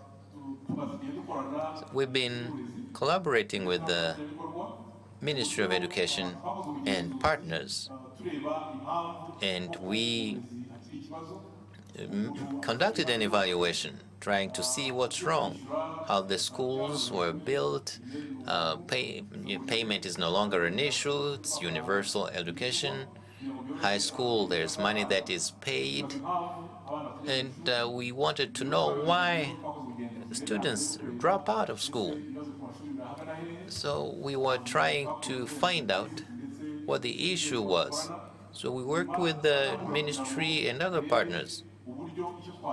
So we wanted to know what we can improve. The minister said that we don't know the reason. Well, because it's a shame to say that, but it's our fault. We don't collaborate at all levels.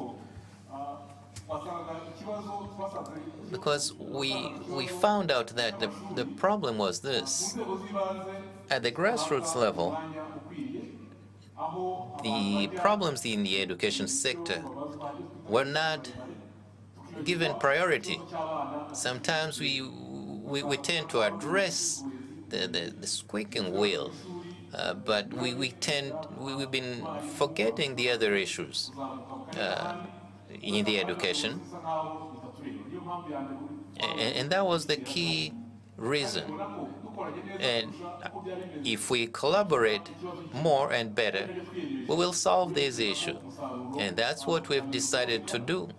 And we have started to see the results. And now the students are coming back in the classroom. We don't want any student left behind, out of school. We have come to talk to each other at all levels, so everybody fulfills their responsibilities. All leaders from the cell level, they have the responsibility to know what's going on in a school in that area.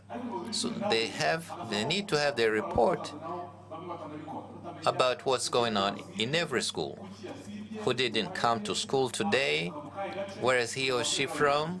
So they can talk with the families and the student and the teachers.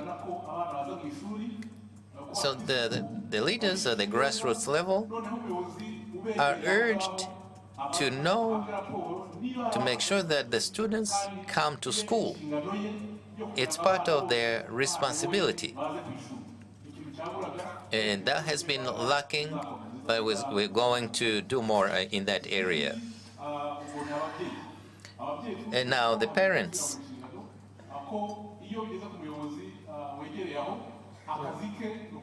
The local leader needs to know the parents of those students who did not show up at school, because it's your duty as a parent to send your children to school. It's not your choice. There's no excuse for a Rwandan student to not go to school. And we've been working on it, but we need to do more and to remind the parents that it's their responsibility to send their children to school. Otherwise, they will be held accountable, and so will be the leaders at the grassroots level. So will be the heads of schools. We have a roadmap, and I think come the next census, you will see a different situation, and you will see the difference in other reports as well. Accountability has started during those evaluations. And starting from last week, we started an evaluation, and in the coming weeks, next 2 weeks, people will start seeing the change, and those guilty will be punished. Thank you. Thank you, Honorable Prime Minister. If you allow, we'll take a few more ideas here in the room. Thank you, Honorable Prime Minister. There's a young person on social media who said that the National Stadium is being renovated. Is the government of Rwanda in discussions with FIFA for the next World Cup to be held here? He said he loves soccer. Maybe the minister in charge of sports can make a comment.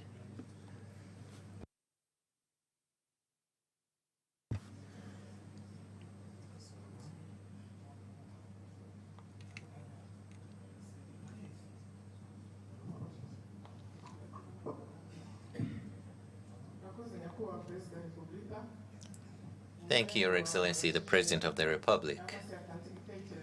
The young person who spoke about the National Stadium, it's true that Rwanda builds infrastructure which gives us opportunities to host international tournaments.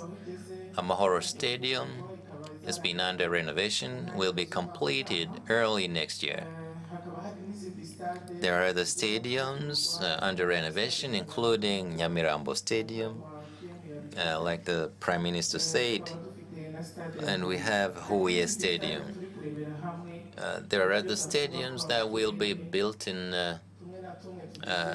other districts of our country, and those stadiums will be up to international, will be world class. And this is part of increasing our infrastructure, which gives us opportunities to host international tournaments. Thank you, Mr. President. Thank you. Let's take another series of questions and comments. In the back, somebody with the hand raised.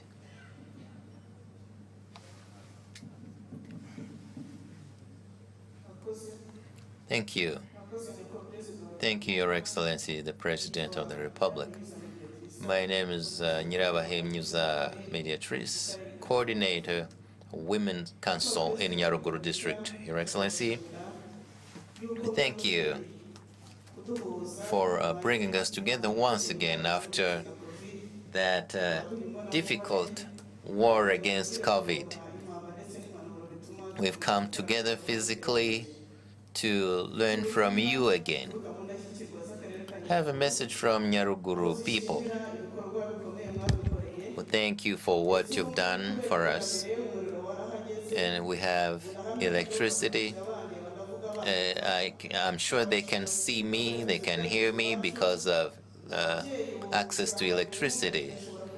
And today, the mothers are wealthy and they can participate in everything because then the maternal mortality has significantly reduced.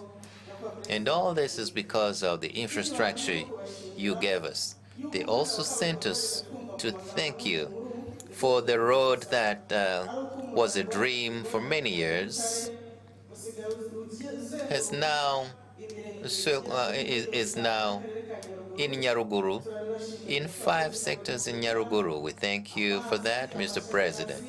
We have water, electricity. Nyaruguru is very developed. And like they said, they are with you for always. Thank you, Mr. President.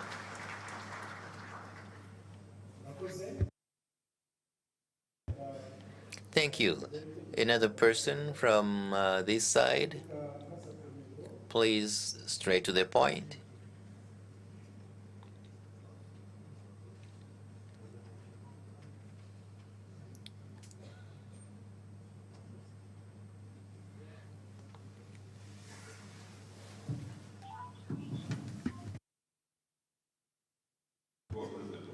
Thank you, Your Excellency, the President of the Republic. My name is Dennis Carrera from the private sector. I have two questions and one comment.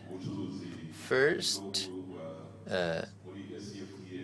ACFTA business, which is transcontinental free trade business. With our preparations as Rwandans to access that, to do that business, we need to simplify the way we do it. We recently talked about that with the officials from the Ministry of Commerce. There are about 5 places that give you the necessary paperwork for that business. We should have one-stop center, and the government should help us do that. There's a certificate to attest to the standards for your products to be sold. There's a stamp from Masaka.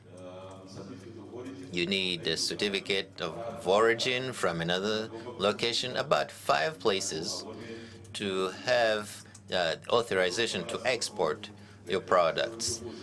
I would like the government to have to set up a one-stop center, including the Revenue Authority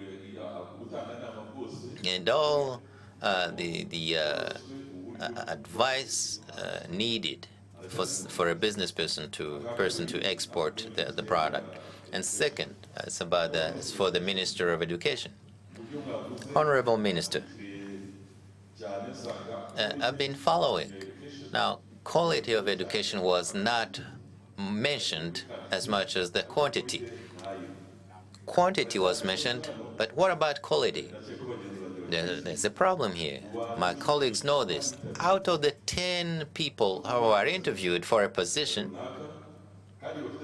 and who have degrees, I don't know what's the issue with the degrees here, but those people holding those degrees cannot even write an application letter. So out of the 10, maybe only one person gets through, and they get about 60%. What happened to the quality of education?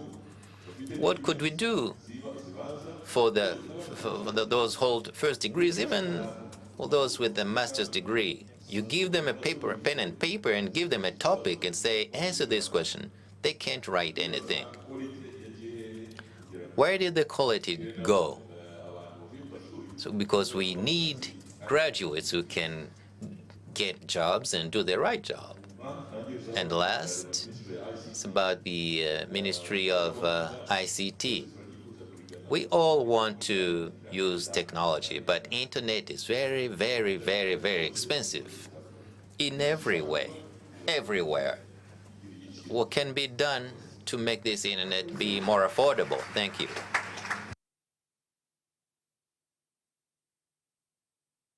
Let's take another question.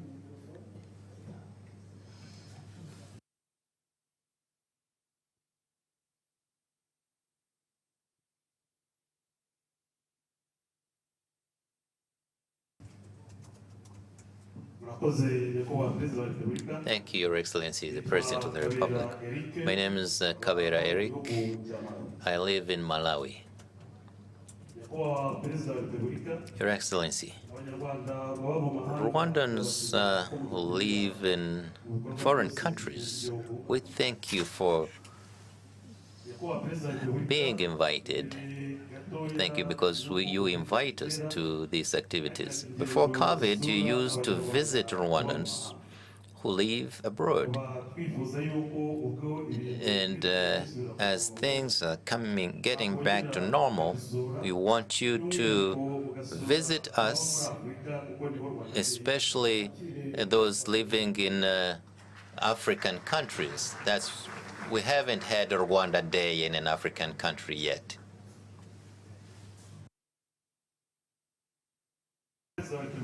Your Excellency, the President of the Republic, Rwandans who live abroad used to to welcome you in the countries where they live. And now that things are getting back to normal, we would like you to visit us through what is known as Rwanda Day. It would be much better if the next Rwanda Day is organized in an African country. Thank you. We've just had a few questions, and before we go back to the panel, let's hear from the Minister of Education, and then the Minister of Trade, and about ICT. Thank you. Your Excellency, the President of the Republic,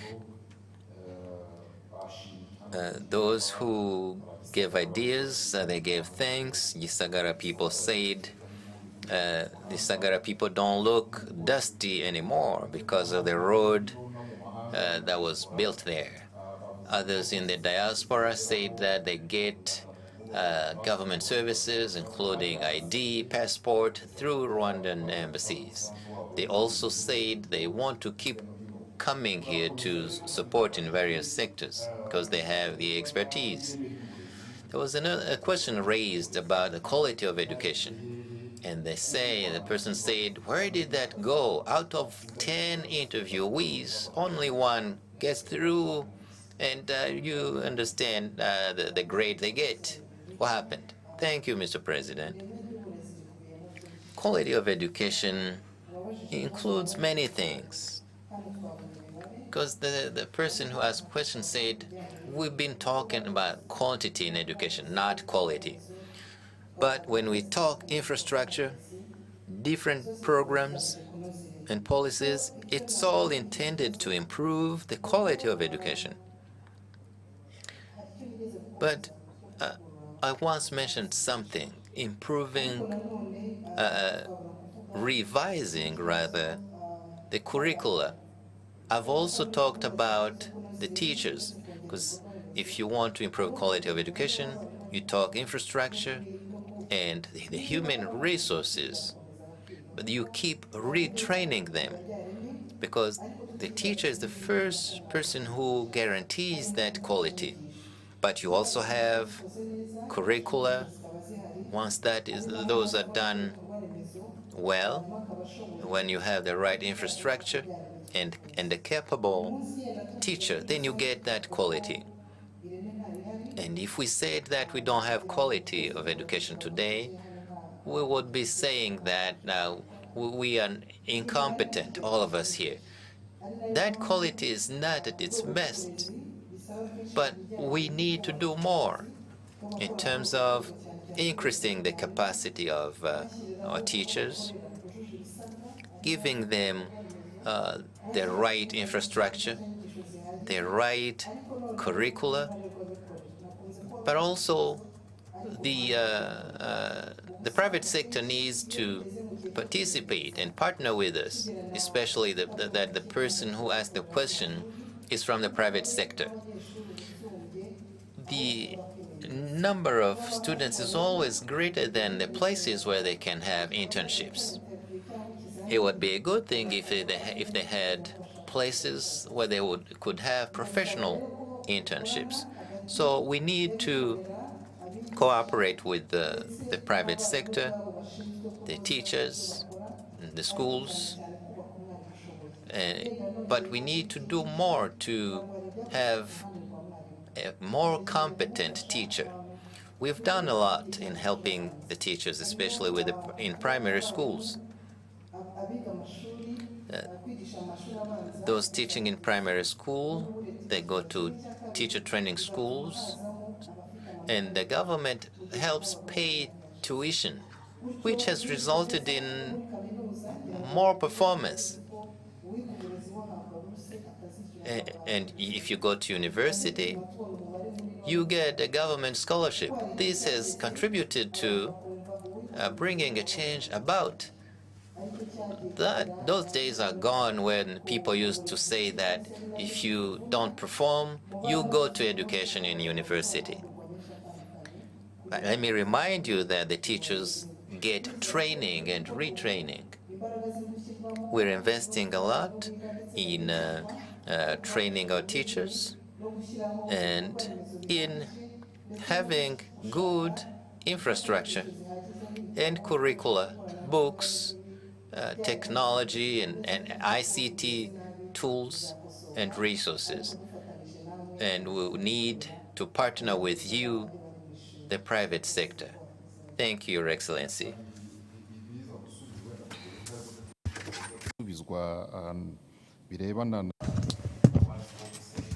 The questions that have been asked for One-Stop Center, for the Rwanda Day outside Rwanda in Africa, and then we will address the issue of the internet being very costly. But let's start with Pascal. Your Excellency, thank you. And the minister will comment on what I have to say. But this is a serious problem, the issue of internet. Even though Rwanda is among the countries that try, but it shows that for us to have an advanced development, we need a faster internet and at a price that is affordable. Because, for example, as a Nosken, we pay around 16 million Rwandan francs for internet per month, which is around $16,000. Sometimes you go to Irembo, they tell you we are having internet issues. It doesn't mean we don't pay, but we need to find a solution to this, a permanent solution to this. Another issue that we know is that, yes, there are other initiatives being installed. We saw the company SpaceX starting its activities in Rwanda. This gives hope, even though we have challenges, but we have hope that the right institutions will help solve the issue of internet. Let's hear the permanent secretary from the Ministry of Infrastructure. Tell us how to have access to internet. Your Excellency, let's ask the minister in charge of IT to tell us. Why are you asking her? It's not within her mandate. Ask her about roads, about transport, about houses. But let's ask about ICT to the right person, please.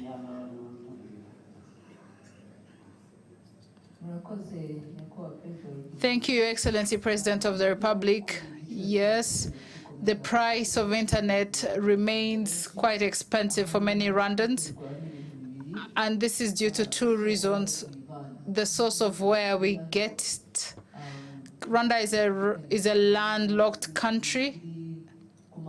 We depend on countries that have access to the waters. So to get internet, it is costly.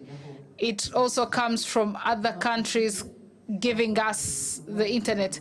So for us to get internet in our country, we had two channels. We have one from Uganda and Kenya and another one from Tanzania. Last year, we had conversations with them so that they would help us with prices, reducing prices, so that we may lead it to many Rwandans at a cheaper price. That was done in September. But for the price to be cut for Rwandans, it has to follow. It has to follow the different infrastructures, communication infrastructures, building them in a way that this can help entrepreneurs or investors on working on this. So as we see today, we have got the funds to study this model, to see if we can also reduce the cost of the internet. And the third is that we will have an affordable cost, but this is all interconnected, all working towards reducing the cost of internet.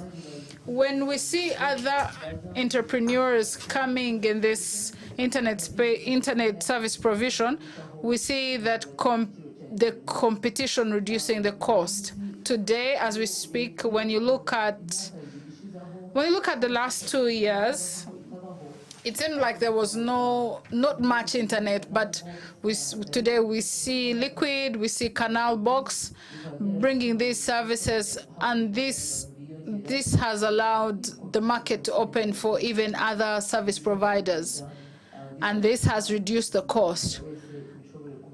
And this enables Rwandans to purchase internet. We are still working hard on this. Be communicating with where we're getting internet, the source of the internet,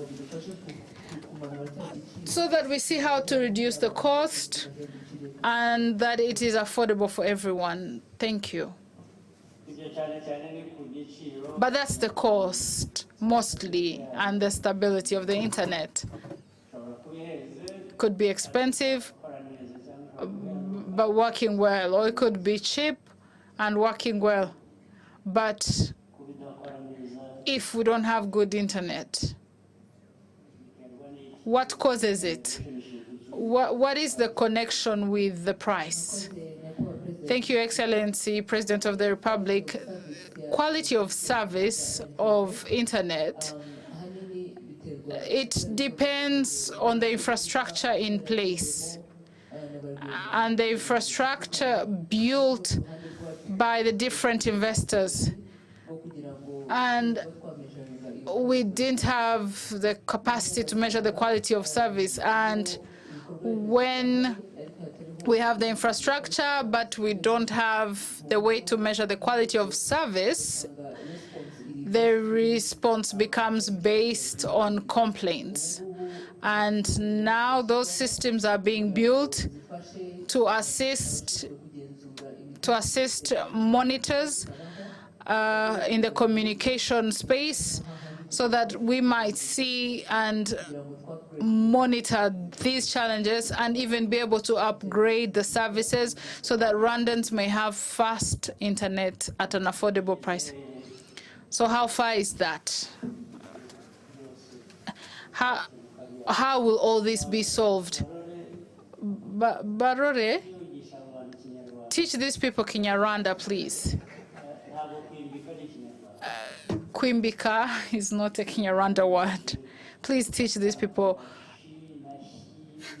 Also teach them Kinyarwanda and the pronunciation, please. They'll mispronounce Kinyarwanda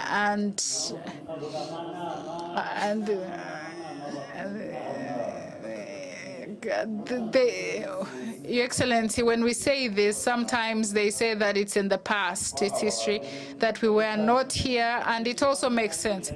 But that has an end, really. These excuses should have an end. We can't always be in the past, you know. Thank you, Your Excellency. So, if people really focused on this, Kwimbika is not a Kinyarwanda word, and they kept saying it. They have said this word. It's not a Kinyarwanda word, really. I think it was borrowed from one of the neighboring countries to Rwanda. But please find a better word to use, or let them speak that language. But coming back to the point, what Minister Paula was saying, how will this process end? When will this process end? These people giving services, if they're here, can they also contribute to this conversation? We don't want this to end on the minister, because even these service providers have a role to play in this.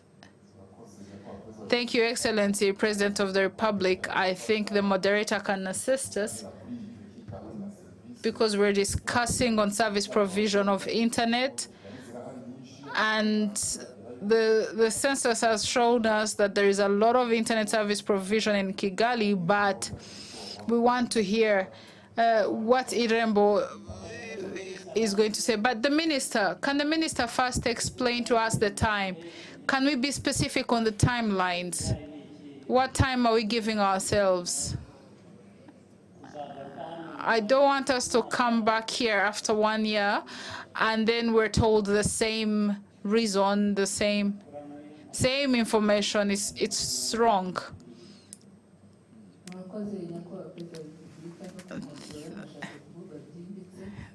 Thank you, Thank you, Excellency, for the correction. The system of quality of service, we will have it in April next year, but it will not stop people from working. We need to keep following this issue, finding a solution, even though it is not easy, but we need to find a way how this monitoring can be done, working with these communication companies also, working together to see how in real time we can have this working, but the system we're working on will be there in April. Is it April? Soon, this year, next year? What are we lacking if it's next year? Your Excellency, for us to have partners, it required us to have a research and processes.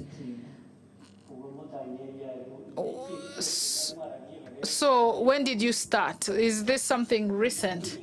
Even the research took you time? Even the research started recently?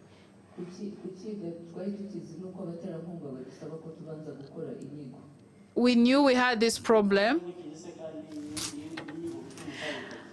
If you knew the problem, why didn't you personally do the research? Why did you wait for the sponsors or stakeholders to come in? Why didn't you do the research on your own? Because I think that's what people are responsible for. If there was no research, what does this mean?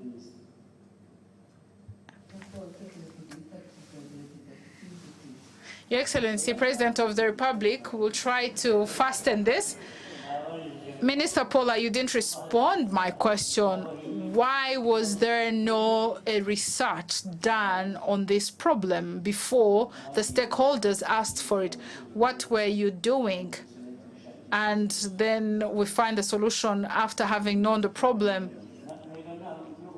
When I'm asking, it's not just in one ministry, by the way. I'm asking, and I'm emphasizing even for other ministries, because always asking people, asking them, where have you been? What has been your responsibility? What have you been working on? If you have a problem and you haven't worked to solve this problem, working to solve this issue, and you have to be asked by the investors to do this research, it's wrong. Do you think to go and think on how to do a research on this, and we're waiting for investors to enlighten us on this, yet we're the ones with the problem? It's a problem. It's a mistake on our side. This is why we're here in this dialogue, and this is why I kept repeating this. People sit and do nothing, and they have a problem, and they don't research on the problem they have, and they don't find a solution. Leaders were seated in this dialogue. That's why I keep emphasizing this. How can you solve a problem that you haven't done a research on? How can you solve it? You're not responsible for solving problems? So we will wait for investors to come in and solve your problems? We'll have to wait for the investors to come in? Prime Minister, Prime Minister, do you hear that excuse? We are here sitting doing nothing, Prime Minister. Someone has a problem, but they waited for the investors to tell them to study on the problem. Do we need to wait for investors to tell us to solve our problems, to study our problems, to research our problems? This is wrong. This is very wrong. It has to stop. Please stop playing these endless games, and it's for everyone. We keep repeating this.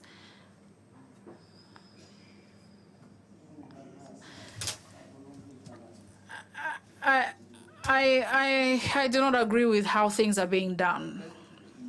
Okay, let's carry on. Thank you, Excellency President of the Republic. Dennis Carrera, as an entrepreneur, also asked a question.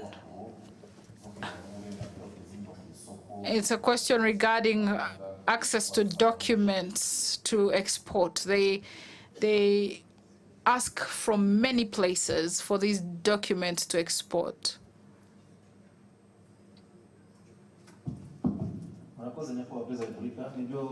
Thank you, Your Excellency, President of the Republic. Dennis Carrera had asked for a one-stop center where these documents can be accessed in one place. And I thank him for saying that we talked about it. We talked about the campaigns we have, how it works, and it's under RDB. We have a team with different institutions, RICA, RRA, and others. Stop, Minister. Where we have begun, you are repeating the same excuses. The issue of one-stop center, how are we coming back to this issue of one-stop center? How many years has it taken us?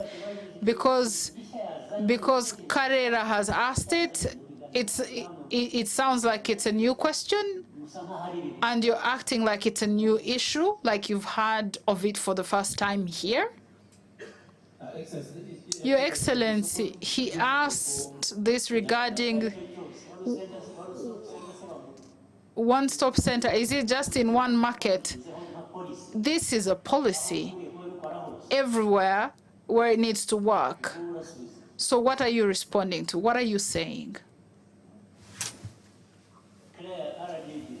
Claire, I've seen Claire. It's good that you're sitting next to Claire Akamanzi. Are we going back to this, Claire? One-stop center after how many years, really? Thank you very much, Excellency.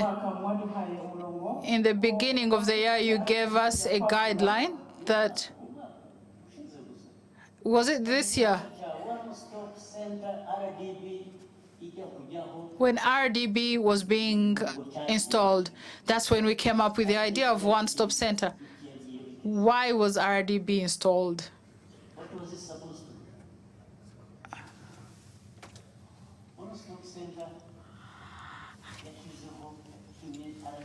One-stop center is one of the reasons why we had with RDB, and we're coming to this after 20-something years as a new idea.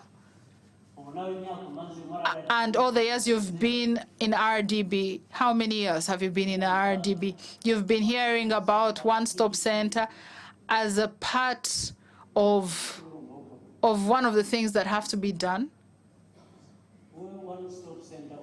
What do you think, as the head of RDB? Explain to me. What does one-stop center mean to you? Where is it working? Where is it not working?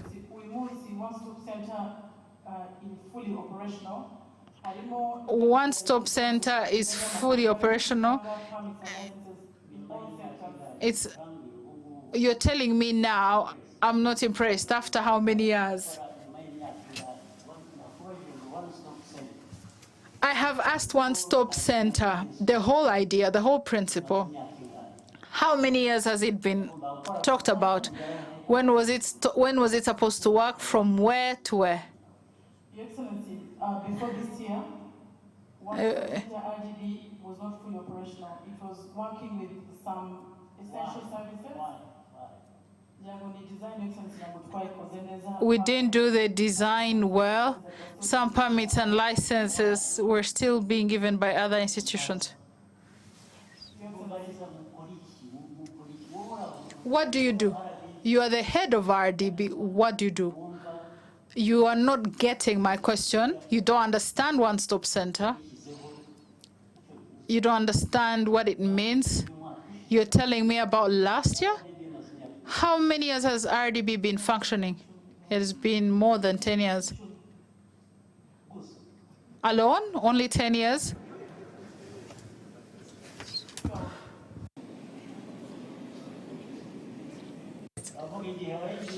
Are you talking about when you joined RDB or when RDB was actually installed?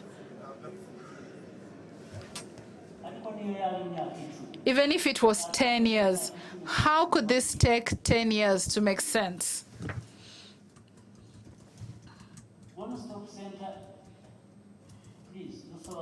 Explain to us one-stop center, please, because it's in your mandate. One-stop center was established to solve what problem precisely? Where was it supposed to work? Where was it supposed to stop?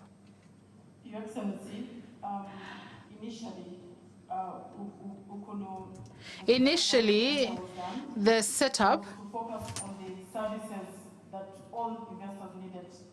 So taxes, company registration, intellectual property, tax registration, applying for water, electricity.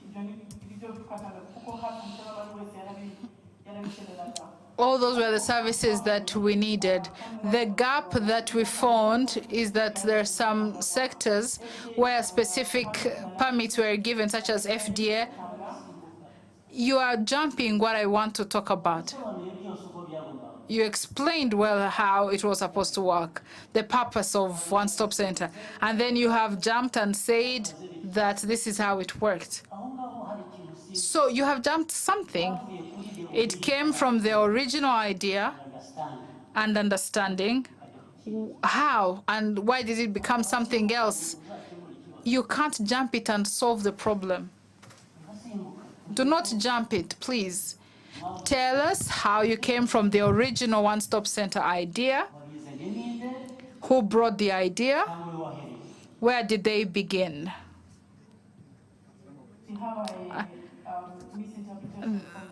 There was a misinterpretation from the beginning.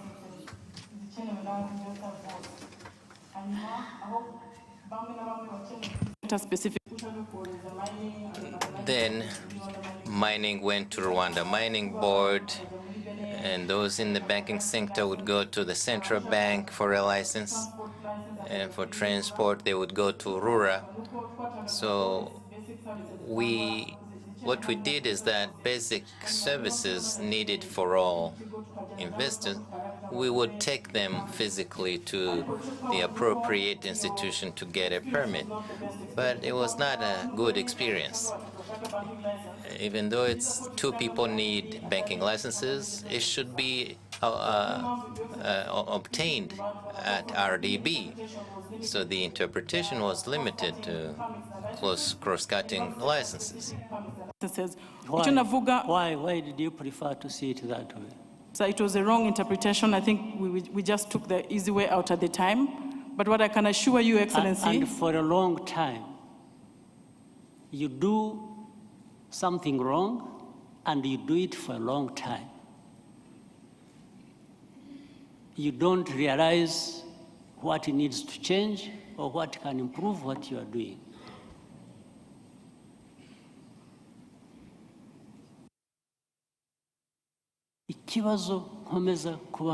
Than 10 years without that happening.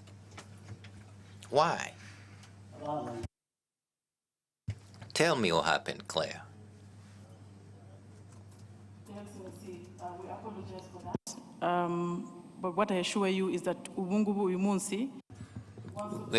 We assure you that One-Stop Center is fully operational. We have NAEB, Central Bank, FDA, about 20 institutions. Operational, we don't send people anymore to these institutions. They find all these institutions giving those services within RDB. But you've lost so much time. You're not going to recover that time. It's my problem. You take 10, 12 years. the 12 years you've mentioned of your tenure, and you're telling me it's now that things are going to be on the right track. Everything is going to come under one roof. That is how it started. You were there.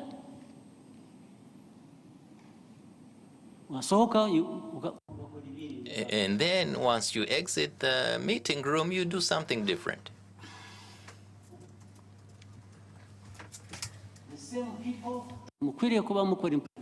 The same people that are out to be implementing this, you fail those policies. In the meantime, it's understandable there are people who don't want things to be happening in one spot. They want to be scattered all over the place to have their share of it. That's what it means, right?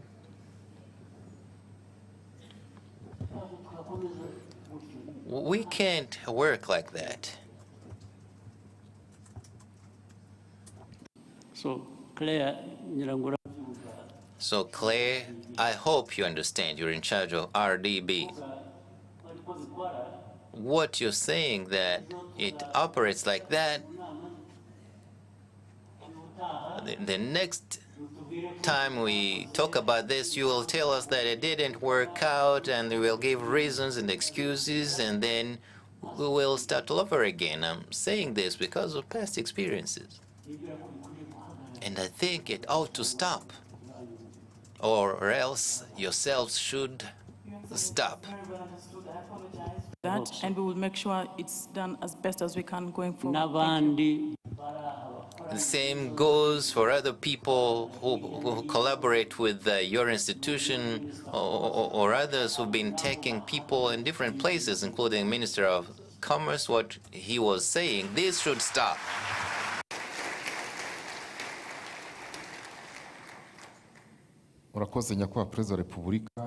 Thank you, Mr. President. There's another Rwandan, Kabera Eric, who lives in Malawi. He said if you resume visits to the Rwandans from the 6th province, that you should go to his country. Well, next time I will invite you to come and visit with us. But look, we'll find time to visit you in your country, in that country. Visiting with the Rwandans wherever they live, wherever it was possible, it was very productive. We will continue that. We will also be inviting you to gatherings like this. I was just saying, but we'll do that. Thank you, Your Excellency, the President of the Republic. Please help me thank our panelists and those who shared ideas.